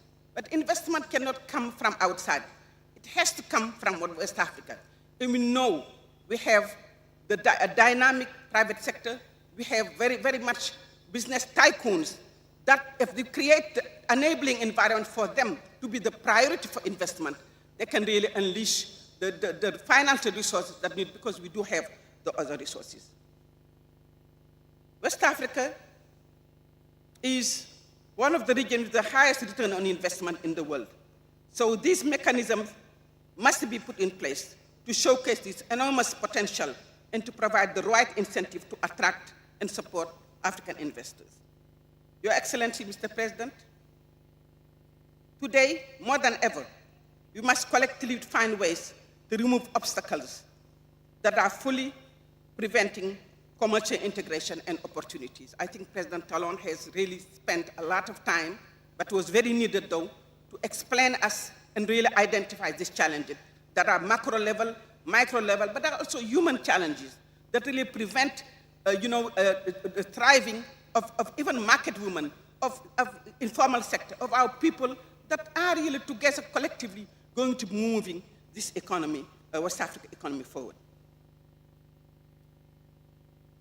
Today, unleashing trade investment potential requires proactive strategies from outset to eliminate all barriers to trade and to support regional businesses.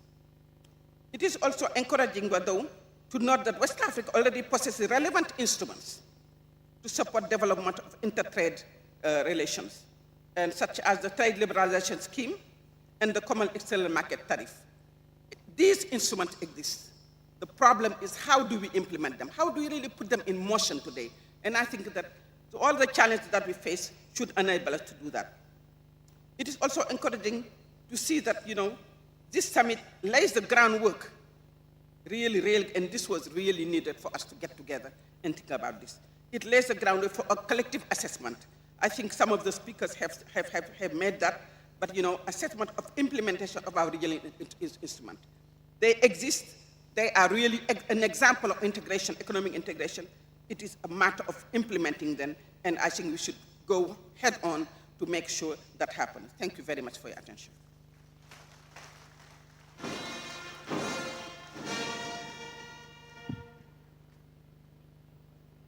Thank you very much, Honorable Minister. We'd probably like to appeal that the Honorable Ministers that will come here, the shorter the better, maybe 3 minutes will be fine. The next one will be coming from Gambia, representing the President here, Honorable Boubacar Ousmaila Diouf, will be delivering a speech on behalf of His Excellency the President of Gambia.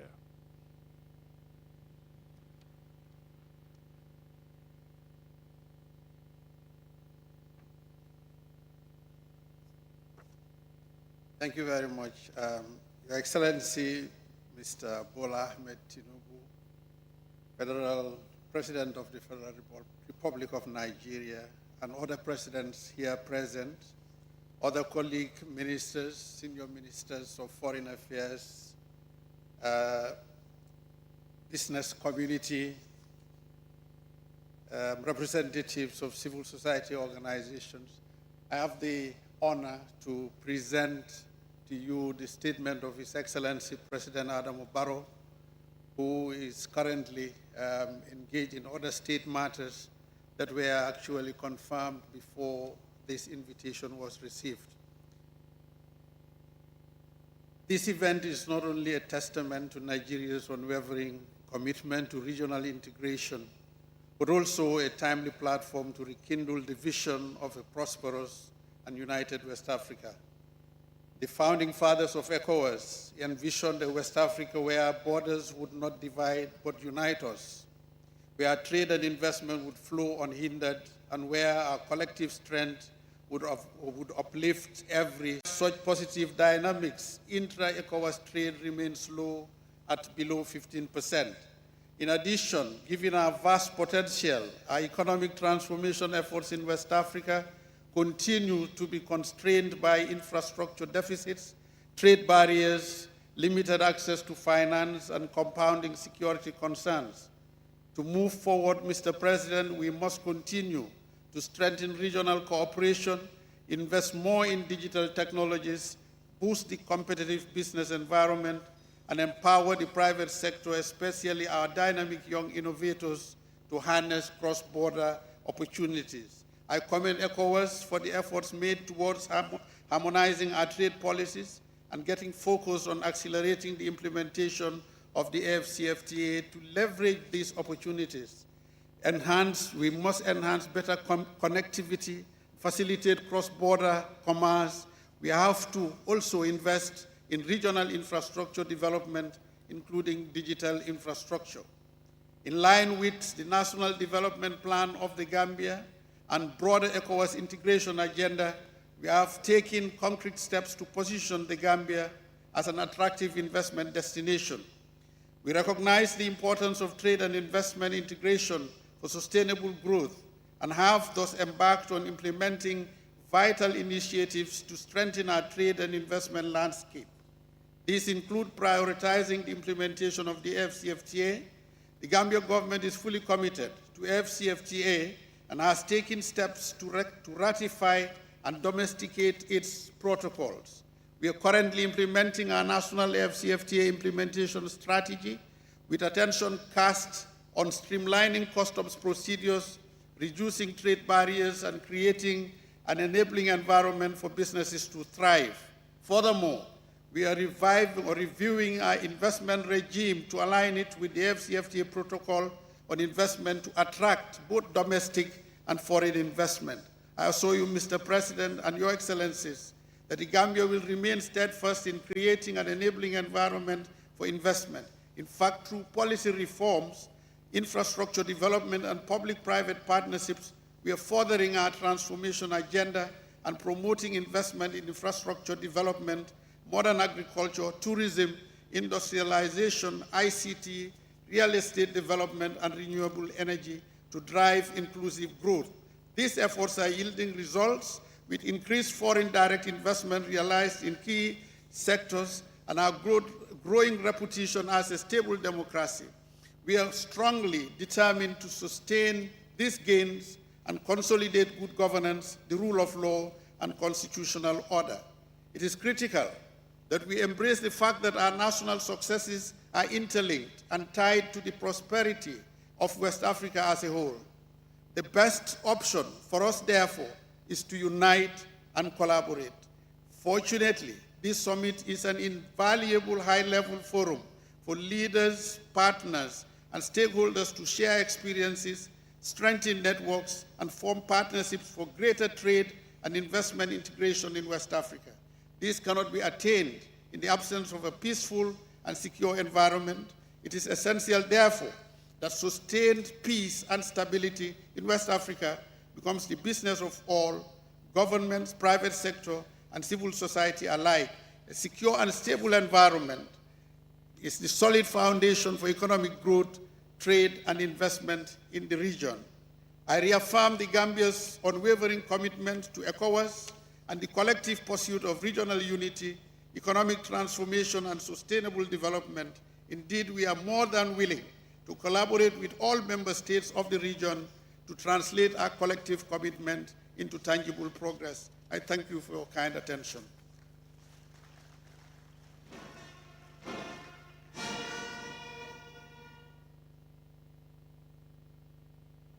Thank you very much, Honorable Minister. Thank you. Your Excellencies, distinguished ladies and gentlemen. To address us next is the representative of His Excellency President H.E. Alassane Ouattara, is the Honorable Minister of Foreign Affairs and African Integration, Mr. Leone Kaku Adom.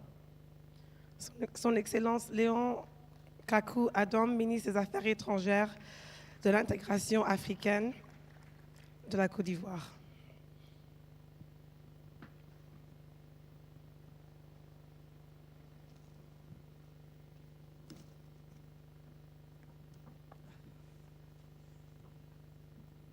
Excellences, M. Bola Ahmed Tinubu, président de la République fédérale du Nigeria et président de la conférence des chefs d'État et de gouvernement de la CEDEAO, Excellences, Mesdames et Messieurs les chefs d'État et de gouvernement, Mesdames et Messieurs les ministres,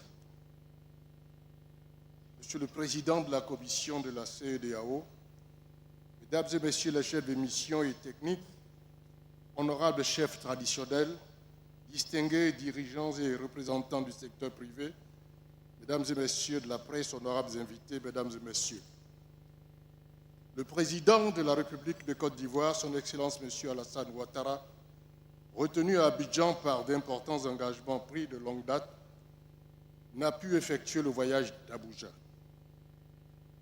Il a bien voulu me faire un insigne honneur en me chargeant de vous délivrer son message ci-après, et je cite.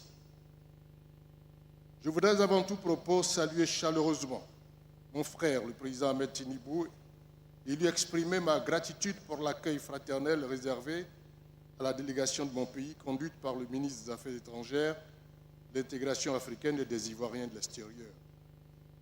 Je tiens également à féliciter le président Bola Tinubu et son gouvernement pour l'organisation de ce sommet, à la fois stratégique et visionnaire, adossé à la conférence politique des chefs d'État et de gouvernement, qui donnera certainement une nouvelle impulsion à notre volonté commune de bâtir une CEDEAO résolument tournée vers les aspirations des peuples.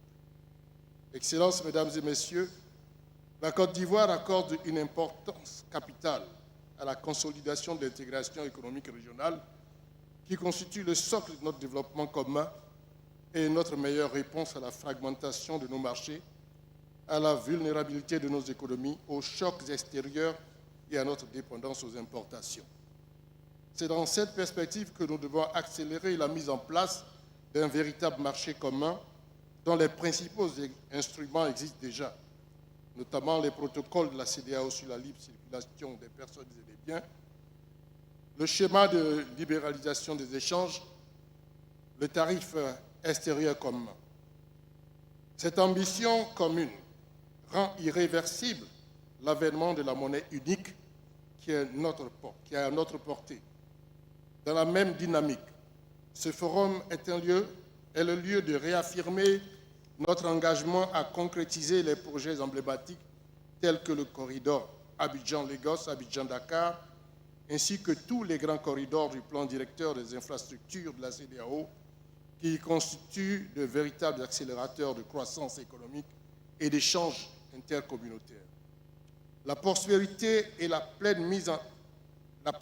de notre région et la pleine mise en valeur de son énorme potentiel économique et humain repose en grande partie sur le développement des échanges intercommunautaires, qui demeurent malheureusement très bas en comparaison avec ce qui se passe ailleurs, plus de 30-70% dans certaines régions.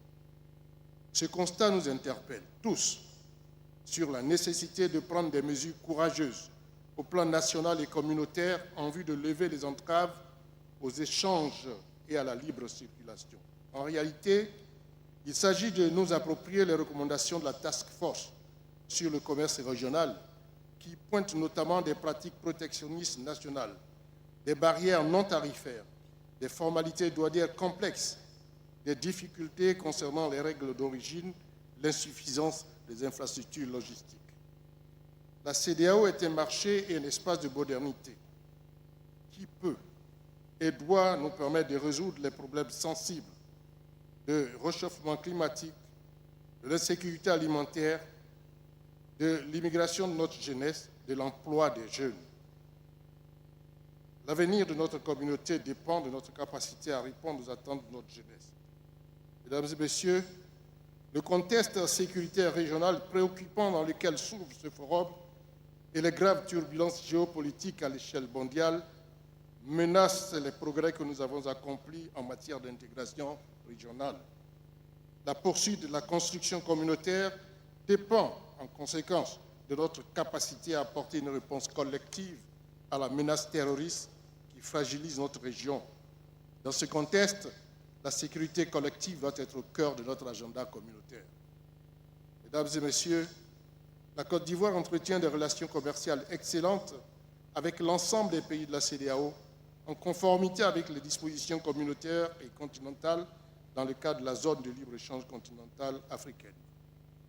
Elle est un marché ouvert, dynamique et attractif pour les investisseurs de la communauté, dont un très grand nombre installés dans mon pays contribuent à l'expansion de son économie. Ce sommet m'offre donc l'occasion de les remercier pour leur dynamisme et d'inviter les hommes d'affaires de notre communauté à venir investir en Côte d'Ivoire dans les secteurs économiques de leur choix. En retour, je souhaite ardemment que les mêmes facilités prévues du reste par nos protocoles soient accordées aux investisseurs de mon pays dans notre espace communautaire.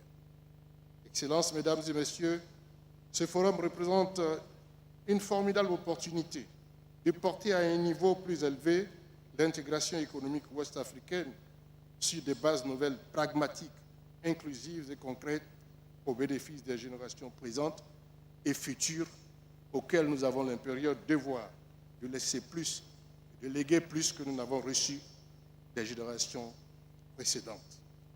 La Côte d'Ivoire est prête à assumer pleinement sa part au service d'un espace CEDEAO productif et résilient. Je vous remercie de votre aimable attention. Fin de citation.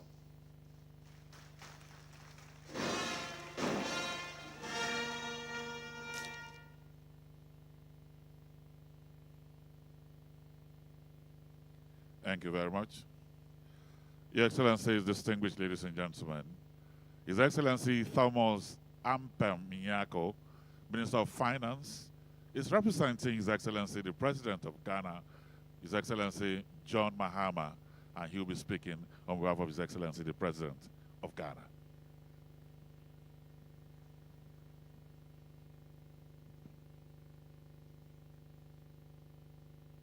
Your Excellency Bola Ahmed Tinubu, Chair of the Authority of Heads of State and Government of ECOWAS, and President of the Federal Republic of Nigeria, Your Excellencies, Presidents of the other West African countries here present, permit me to stand on the already established protocol to acknowledge everybody here present and to present this address on behalf of His Excellency President John Dramani Mahama, President of the Republic of Ghana.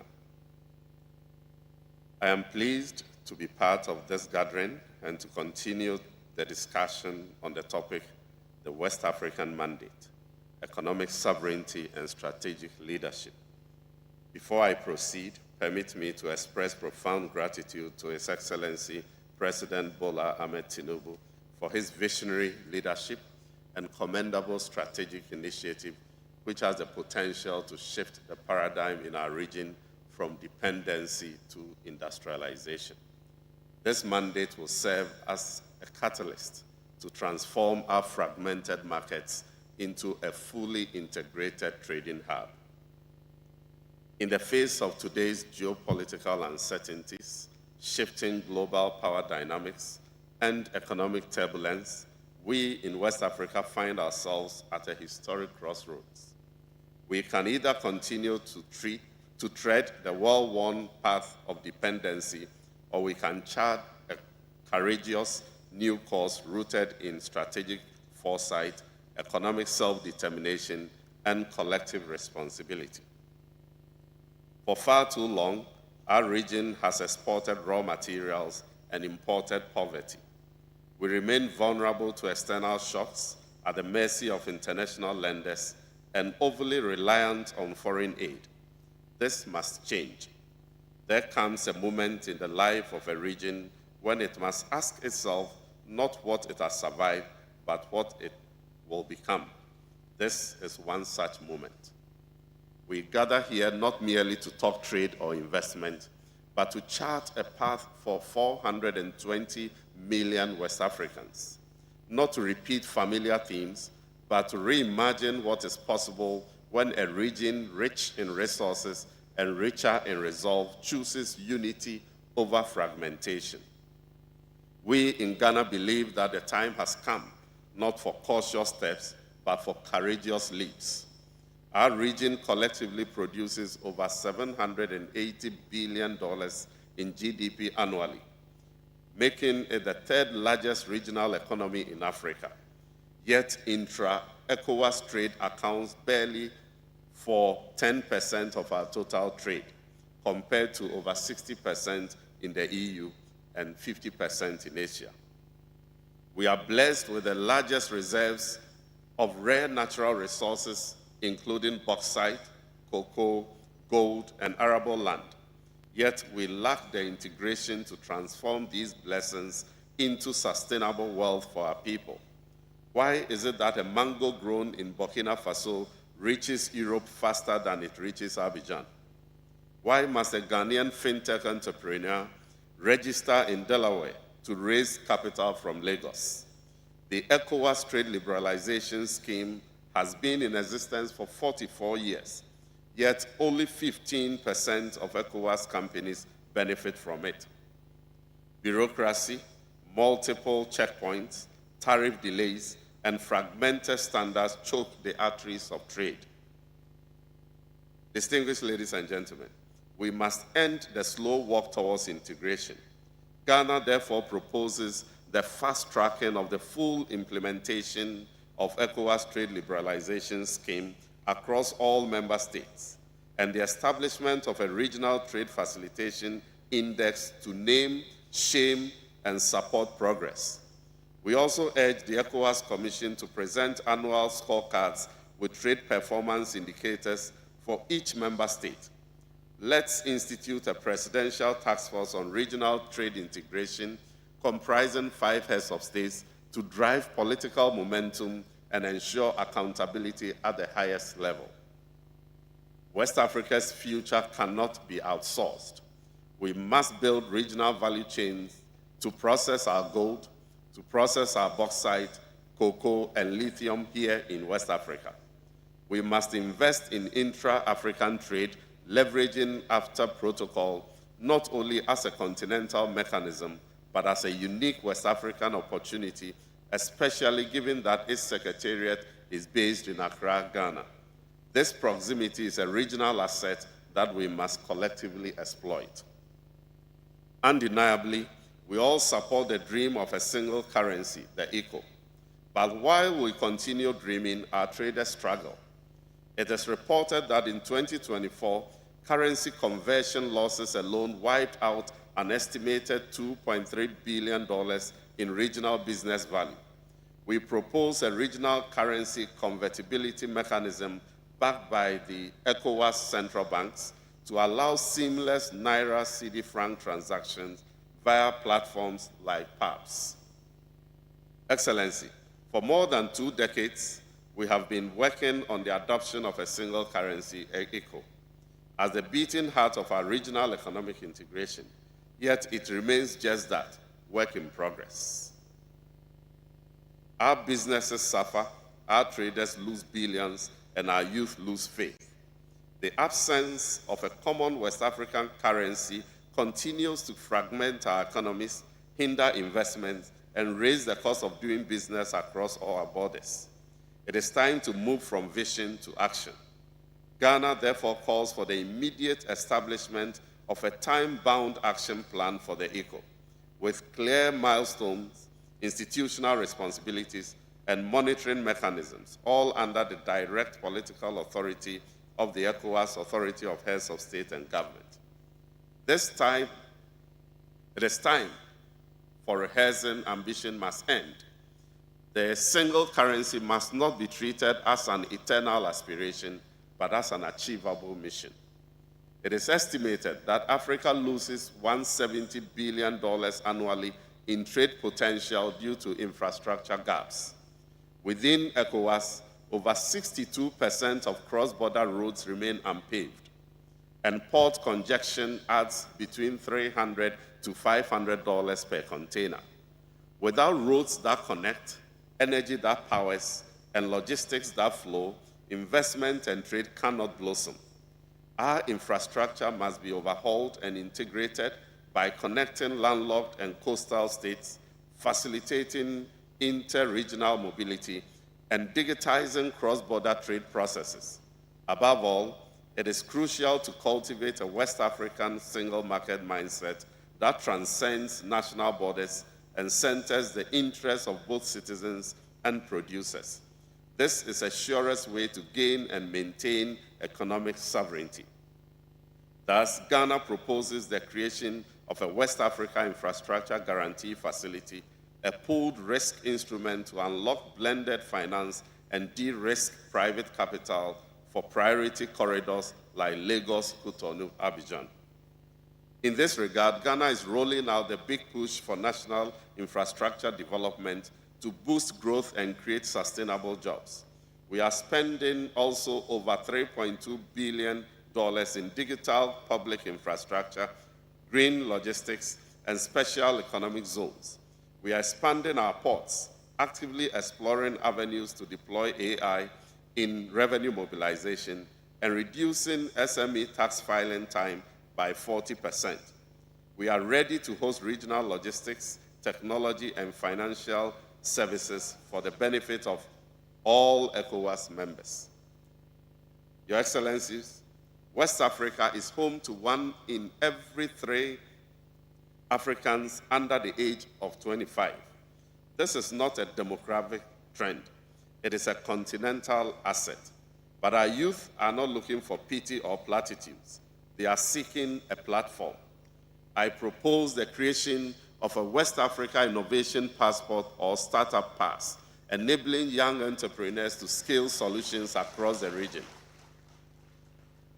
Ghana also offers to host a West African innovation sandbox that nurtures ideas, funds prototypes, and opens markets. I further recommend the establishment of a regional innovation fund and an annual Youth in Trade Forum to be co-hosted by Ghana in 2026. The creation of innovation zones across the region, the provision of venture funding, and ensuring that every talented young African can dream and build from home are the way forward. Instead of exporting our talents, it is more prudent to finance them, celebrate them, and scale them up for the benefit of the larger society. Your Excellencies, before I conclude, let me reiterate that trade cannot flourish where democracy is in retreat. Investment does not land where governance is broken. The recent wave of instability and military takeovers in our region is not just a security concern, it is an economic emergency. We must defend democracy as a prerequisite for prosperity.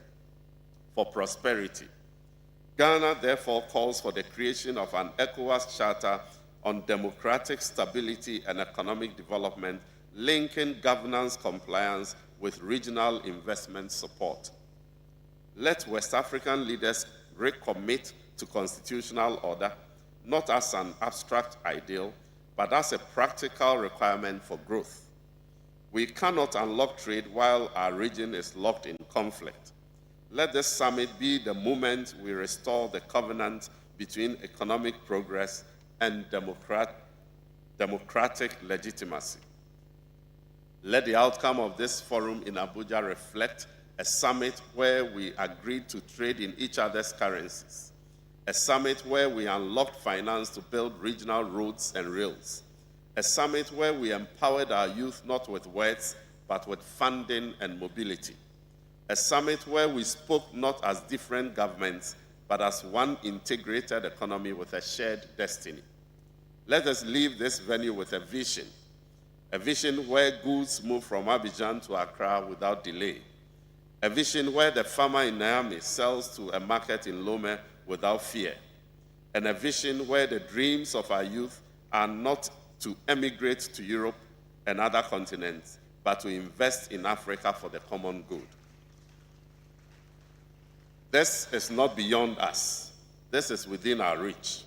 This is the West African mandate, a mandate that is not only a call to action for political leaders, but also a shared mission for civil society, the private sector, academia, individuals, and the West African diaspora. We all have our contributions to make. We all have our role to play. May God bless West Africa. Thank you very much.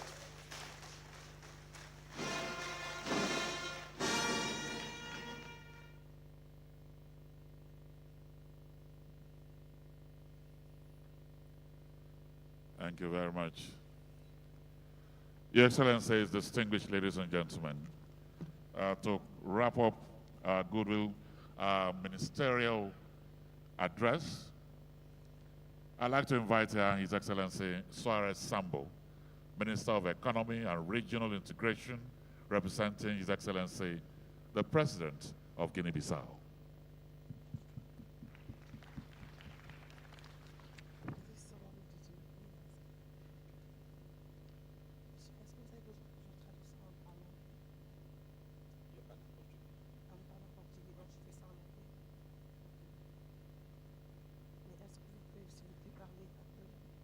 Senhor Presidente da República Federal da Nigéria, Presidente em exercício da CDAO, ilustres chefes de Estado e do Governo, distintos ministros, convidados e demais participantes, Senhor Presidente da Comissão da CDAO, minhas senhoras e meus senhores. Mr. President of the Federal Republic of Nigeria and current Chairman of ECOWAS, distinguished heads of state and government, President of the ECOWAS Commission, honorable ministers, esteemed guests and participants, ladies and gentlemen. Tenho a honra e o grande privilégio de vos transmitir a mensagem do Presidente da República da Guiné-Bissau, General Umar Sokembalo. Passo a citar. First of all, I would like to congratulate President Tinubu on this excellent and timely initiative to organize the present summit. Quero, em primeiro lugar, felicitar o Presidente Tinubu por esta excelente e oportuna iniciativa de organizar a presente cimeira. Agradeço pelo convite que me dirigiu para participar, bem como pelo acolhimento que nos foi reservado. I thank you, my brother, for the kind invitation to participate, as well as for the warm welcome we have received. Excelências, minhas senhoras e meus senhores, a integração econômica não é um simples objetivo, é uma necessidade. Apesar da nossa diversidade demográfica, econômica e monetária, compartilhamos um destino comum. Enfrentamos desafios semelhantes, nomeadamente a falta de meios financeiros adequados, de competências científicas e tecnologias avançadas, mercados fragmentados, infraestruturas insuficientes e obstáculos ao comércio e livre circulação dos bens e serviços, entre outros. Economic integration is not just a goal, it is a necessity. Despite our demographic, economic, and monetary diversity, we share a common destiny. We face similar challenges, namely a lack of adequate financial resources, limited scientific expertise, and advanced technology, fragmented markets, insufficient infrastructure, and barriers to trade, and the free movement of goods and services, among others. Porém, não obstante esses desafios, existem enormes oportunidades. A África Ocidental, com uma população aproximada de 400 milhões de habitantes, oferece um vasto mercado de consumidores. No entanto, o comércio intrarregional permanece muito baixo. Ao harmonizar políticas comerciais, reduzir tarefas e melhorar as infraestruturas, podemos explorar melhor o potencial de um mercado único e integrado. O esquema de liberalização do comércio da CEDEAO, ETLS, e a Zona de Comércio Livre Continental Africana nos oferecem estruturas, mas será a implementação que definirá o nosso sucesso. Devemos passar dos acordos para a ação. However, despite these challenges, there are enormous opportunities. West Africa, with a population of over 350 million people, offers a vast consumer market, yet intra-regional trade remains very low. By harmonizing trade policies, reducing tariffs, and improving infrastructure, we can better harness the potential of a unified and integrated market. The ECOWAS Trade Liberalization Scheme, ETLS, and the African Continental Free Trade Agreement provide frameworks. O investimento é o combustível do desenvolvimento, mas os investidores, locais e estrangeiros, precisam de certeza, transparência e segurança. Para promover investimentos, devemos, primeiro, simplificar as regulamentações e reduzir os entraves burocráticos para abrir e manter empresas. Segundo, proteger os direitos de propriedade e fazer cumprir contratos por meio de sistemas judiciais mais sólidos. Terceiro, investir em infraestrutura, energia, transporte e conectividade digital para que os negócios operem com eficiência. E quarto, criar ambientes macroeconômicos estáveis com políticas fiscais e monetárias sólidas. We must move from agreements to action. Investment is the fuel for development, but investors, both local and foreign, need certainty, transparency, and security. To promote investment, we must, number one, simplify regulations and reduce bureaucratic obstacles to starting and running businesses. Number two, protect property rights and enforce contracts through stronger judicial systems. Number three, invest in infrastructure, energy, transport, and digital connectivity so that businesses can operate efficiently. And fourthly, create stable macroeconomic environments with sound fiscal and monetary policies. Além disso, Devemos também promover o investimento local, apoiando nossas PMEs e startups, que são os verdadeiros motores da criação de empregos e inovação. Parcerias público-privadas podem ajudar a preencher lacunas de financiamento, enquanto instituições financeiras de desenvolvimento e fundos soberanos podem ter um papel catalisador. No século XXI, o desenvolvimento não é movido por matérias-primas, mas por ideias e tecnologia.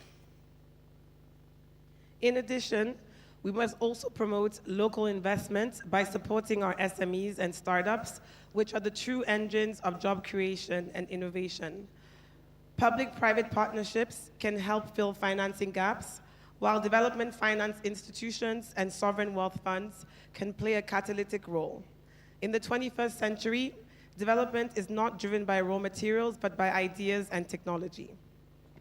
Parcerias de inovação transfronteiriças podem nos ajudar a compartilhar conhecimento, criar infraestruturas tecnológicas, promover a governação eletrônica, desenvolver soluções regionais, promover a colaboração entre universidades, centros de pesquisas, startups e criar empregos que mantenham nossos jovens e talentos no continente.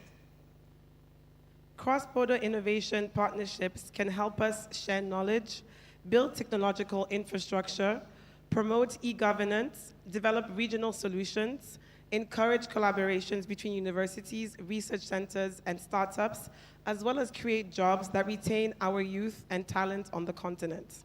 Excelências, minhas senhoras e meus senhores, nenhum desses objetivos, integração econômica, promoção de investimentos, inovação, pode ser alcançado isoladamente. Eles exigem liderança estável, visão, boa governação e, acima de tudo, apropriação e colaboração entre todos. Todos os governos devem trabalhar em conjunto. O setor privado deve ser fortalecido e envolvido na construção de infraestruturas, de plataformas digitais e prestação de serviço. A sociedade civil, os jovens e a diáspora devem fazer parte do processo. E é necessário envolver os nossos parceiros internacionais e alinhar as iniciativas dos doadores com as prioridades nacionais e regionais, evitando duplicações. Ao concluir, gostaria de lembrar que a África Ocidental é rica, não apenas em recursos naturais, mas também em potencial humano. Ao promover a estabilidade política, a paz, a integração econômica, ao incentivar investimentos estratégicos e abraçar a inovação, podemos construir uma região próspera, resiliente e melhor preparada para, com sucesso, enfrentar os desafios presentes e futuros. Muito obrigado pela vossa amável atenção e fim da citação. Excellencies, ladies and gentlemen, none of these objectives, economic integration, investment promotion, innovation, can be achieved in isolation. They require stable leadership. Stable leadership, vision, good governance, and above all, ownership and collaboration among all stakeholders. Governments must work together, the private sector must be empowered and involved in building infrastructure, digital platforms, and service delivery. Civil society, youth, and the diaspora must be a part of the process, and we must engage our international partners and align donor initiatives with national and regional priorities, avoiding duplication. In conclusion, I would like to remind everyone that West Africa is rich, not only in natural resources, but also in human potential. By promoting political stability, peace, economic integration, encouraging strategic investments, and embracing innovation, we can build a prosperous, resilient region, better prepared to successfully face present and future challenges. Thank you very much.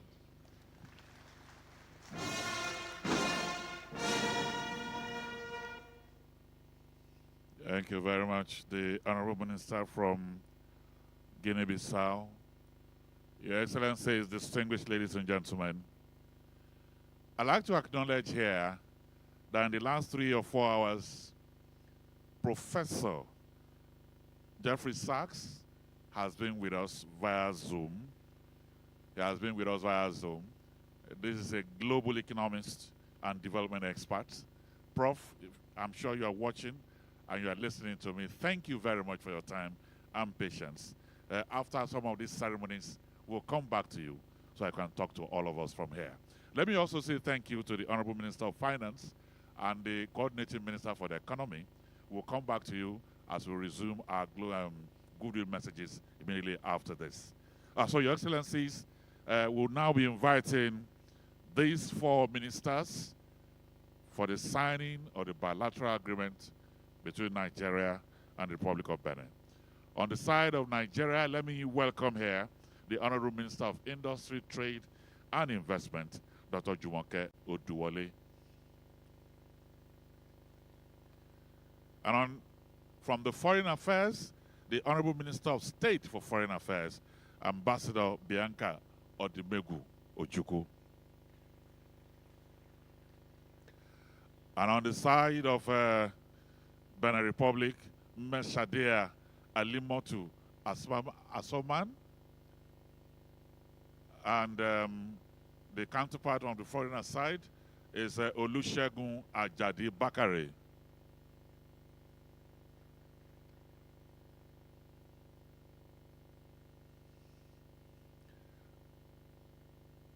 So foreign affairs at the back, the trade ministers seated, and then we'll have the support in the presence of the 2 presidents.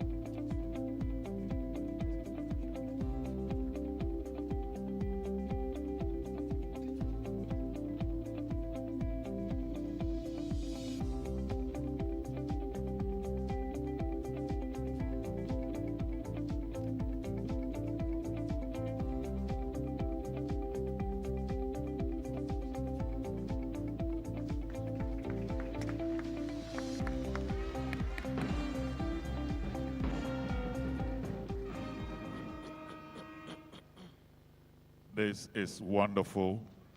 Trade and investment cooperation between Nigeria and Benin Republic. Now there's exchange of agreement.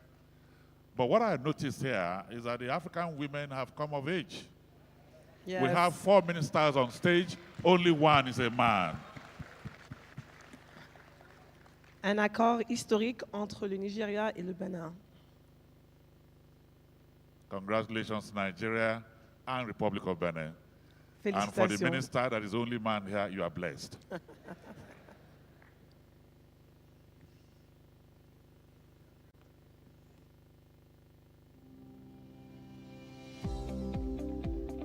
And so, Your Excellency, distinguished ladies and gentlemen, we'll come back to our goodwill messages, but for now,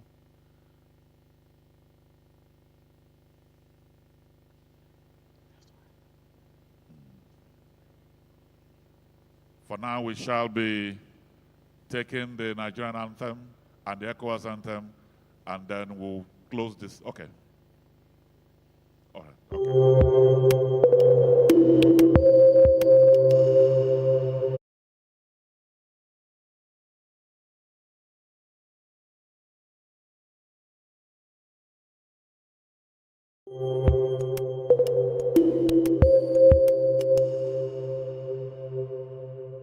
Your Excellency President Bola Ahmed Tinubu, Excellencies, Heads of State, ladies and gentlemen participating at the West African Economic Summit 2025.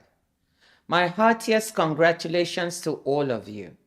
At this pivotal moment for our region, you have come together to unlock trade and investment opportunities to drive growth and job creation for West Africa's nearly 460 million people, half of them under the age of 18. I wish I could have joined you in Abuja, but it is an honor, personally and professionally, to share this message. An honor because I'm so proud to call this sub-region home. Because ECOWAS was the first bloc to support my candidacy when I was running to become the WTO Director General. But especially because I know that the trade and investment ties you're working to catalyze within the region and with the rest of the world are so vital for the innovation and economic transformation we need for a more prosperous future. We have so much to build on. A $500 billion regional economy with a dynamic and entrepreneurial population, rich critical mineral and energy resources. West African creative industries are really hot, and not just at home. Wherever my travels take me, I increasingly encounter the region's cultural exports, from music and film to fashion, literature, and food. Finance and agriculture are starting to come together as embodied by Côte d'Ivoire's new commodities exchange, which could eventually become a force for transparent markets, higher incomes, and reduced volatility for agricultural producers from across the region. I often say that the future of trade is enabling environment. But we also need to build up manufacturing capacity, and meetings like this one have a critical role to play in this regard. If each of our countries works alone, it is unlikely that we'll be able to build efficient value chains or attract the investment we need. However, if ECOWAS can think in terms of sub-regional value chains, our markets and scale economies become bigger and more attractive to investors. The pharmaceutical industry is one promising sector, and the COVID-19 pandemic experience of being bumped to the back of the queue for vaccines was a reminder of why the continent needs to produce more pharmaceutical products at home. Senegal, with its Institut Pasteur de Dakar, is a potential hub for vaccines. Other parts of the pharmaceutical ecosystem, research, production, fill and finish operations, and so forth, could be built in other countries. And in fact, I think that in Nigeria, part of that ecosystem is already being put in place. We should also seek to leverage our green comparative advantage by building out solar and wind energy capacity to power critical minerals processing in the sub-region. Can we move up the electric value chain and start making battery components and even automobiles? In the services space, we have seen some tech companies like Jumia and Flutterwave of Nigeria start to operate across borders in the region, showing the way for others. We could also aim to have more sub-regional trade and tourism that is driven by the cultural industries. To build regional value chains, we need to tackle the trade barriers, non-tariff frictions, and physical, regulatory, and digital infrastructure gaps that have historically held back trade in West Africa and indeed across the continent. We need to lower trade costs that remain among the world's highest and give full effect to the African Continental Free Trade Agreement and ECOWAS-wide integration. This summit offers an unparalleled platform to address such challenges and find practical ways forward. I wish you the very best for a productive summit.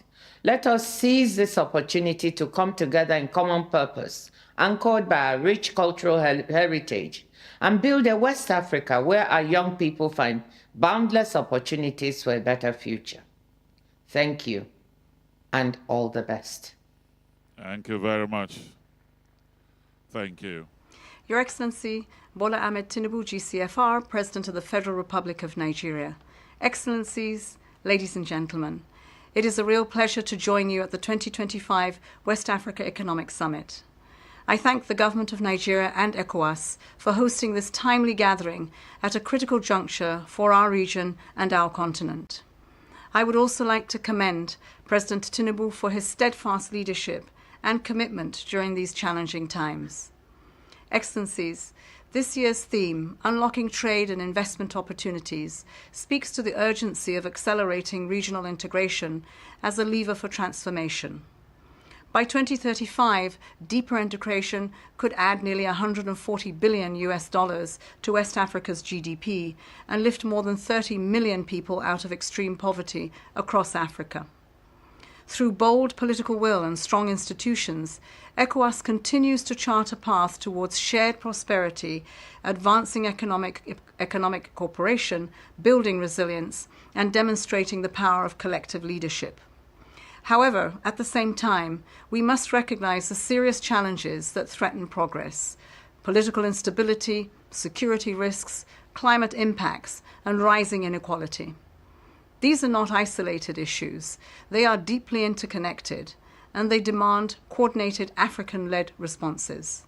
The strides made in infrastructure, such as the strategic Dakar-Lagos and Abidjan-Ouagadougou-Niamey corridors, are already catalyzing the movement of people, goods, and ideas. And the African Continental Free Trade Area offers a historic opportunity to deepen intra-African trade, expand regional value chains, and unlock public and private finance. These efforts are central to achieving both Agenda 2030 and Agenda 2063, our shared roadmaps for people, planet, and prosperity. Excellencies, in 2023, foreign direct investment in ECOWAS countries reached $12 billion, and regional exports totaled $130 billion. Yet, intra-ECOWAS trade stands at just 11%. This is a gap that must be closed if our region is to realize its economic ambitions. We must also ensure that trade and investment work for everyone. Women already contribute over 30% of West Africa's GDP through enterprise, and with 60% of our population under 25, youth are a major force for innovation and growth. Empowering them is not just good policy, it is a strategic imperative. The upcoming 4th International Conference on Financing for Development in Spain will be a critical moment. The current international financial architecture is failing developing countries, especially in Africa. Africa needs and deserves a seat at the table in financial institutions and a strong, united voice to press for a system that is fair, inclusive, and fit for purpose. This includes engaging credit rating agencies to reflect the real risk, not bias, addressing unsustainable debt burdens, and ensuring access to long-term affordable and concessional financing that allows our countries to invest in development, not just manage crisis. Technology and digital infrastructure also hold vast potential, but the digital divide must be addressed. With smart governance and inclusive investment in digital infrastructure, West Africa can leapfrog into a new era of equitable growth. The benefits of the 4th Industrial Revolution must be accessible to all, especially in rural and underserved communities. Excellencies, ECOWAS member states are not merely recipients of UN support, they are integral members through its member states and through the people that it serves. Our UN presence with our resident coordinators and country teams are at your disposal as partners and allies in advancing a peaceful, resilient and integrated West Africa, a region that not only drives Africa's economic future, but also shapes the global agenda. Let this summit be a turning point, one that responds to the current realities and complexities while delivering concrete solutions, forging lasting partnerships, and unlocking the full promise of our people.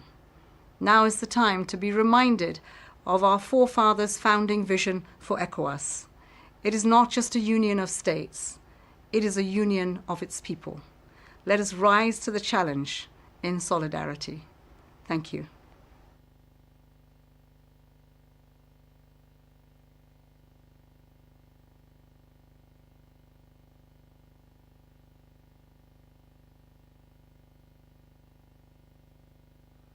The two women are illustrious daughters of the continent and the region, Dr. Ngozi Okonjo-Iweala and the Deputy Secretary General of the United Nations.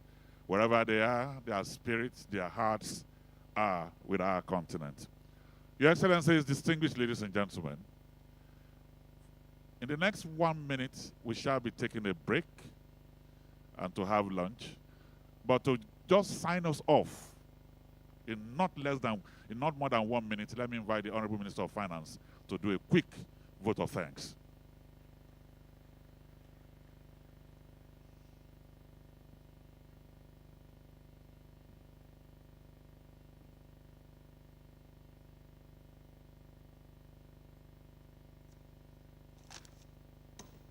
Good afternoon, and thank you.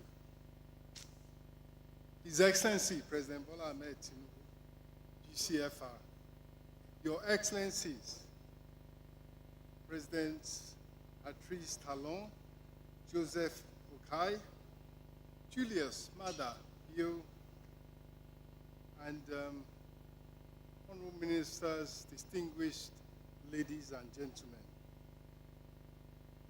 I'd like to express deep appreciation for all of us here today. In particular, let me say to our colleagues, our participants from across West Africa, bonjour et bienvenue. Let me express deep appreciation to President Bola Ahmed Tinubu. Let me express deep appreciation to His Excellency President Bola Ahmed Tinubu for approving the hosting of this historic first West Africa Summit. Let me appreciate my brother, my colleague, the Honorable Minister for Foreign Affairs, Ambassador Yusuf Tuga, in particular, but all who have put together this important West Africa Economic Summit. It is historic. It is, as Ambassador Tuga says, not a single summit. It is one that we are going to have many additions of. All that needs to be said about regional integration, its importance for unlocking the values that are in our region has been said. And what really, I think, is left to be emphasized in particular is that the private sector has a critical role to play in bringing together and helping to realize the good intentions of governments in laying a proper macroeconomic foundation that allows for economic stability. But our business leaders, our industrialists, our private sector operators need to come to the table so that we can achieve success. On that note, let me once again extend our gratitude to all that have come together to make this such a success. And let us, in the spirit of unity, continue to strive towards economic integration and the moving up out of poverty of the people of our region. 430 million people of West Africa are looking to us. As President Talon has said, we must get this done. Let us do it. Thank you for being here. Enjoy the rest of the summit. God bless.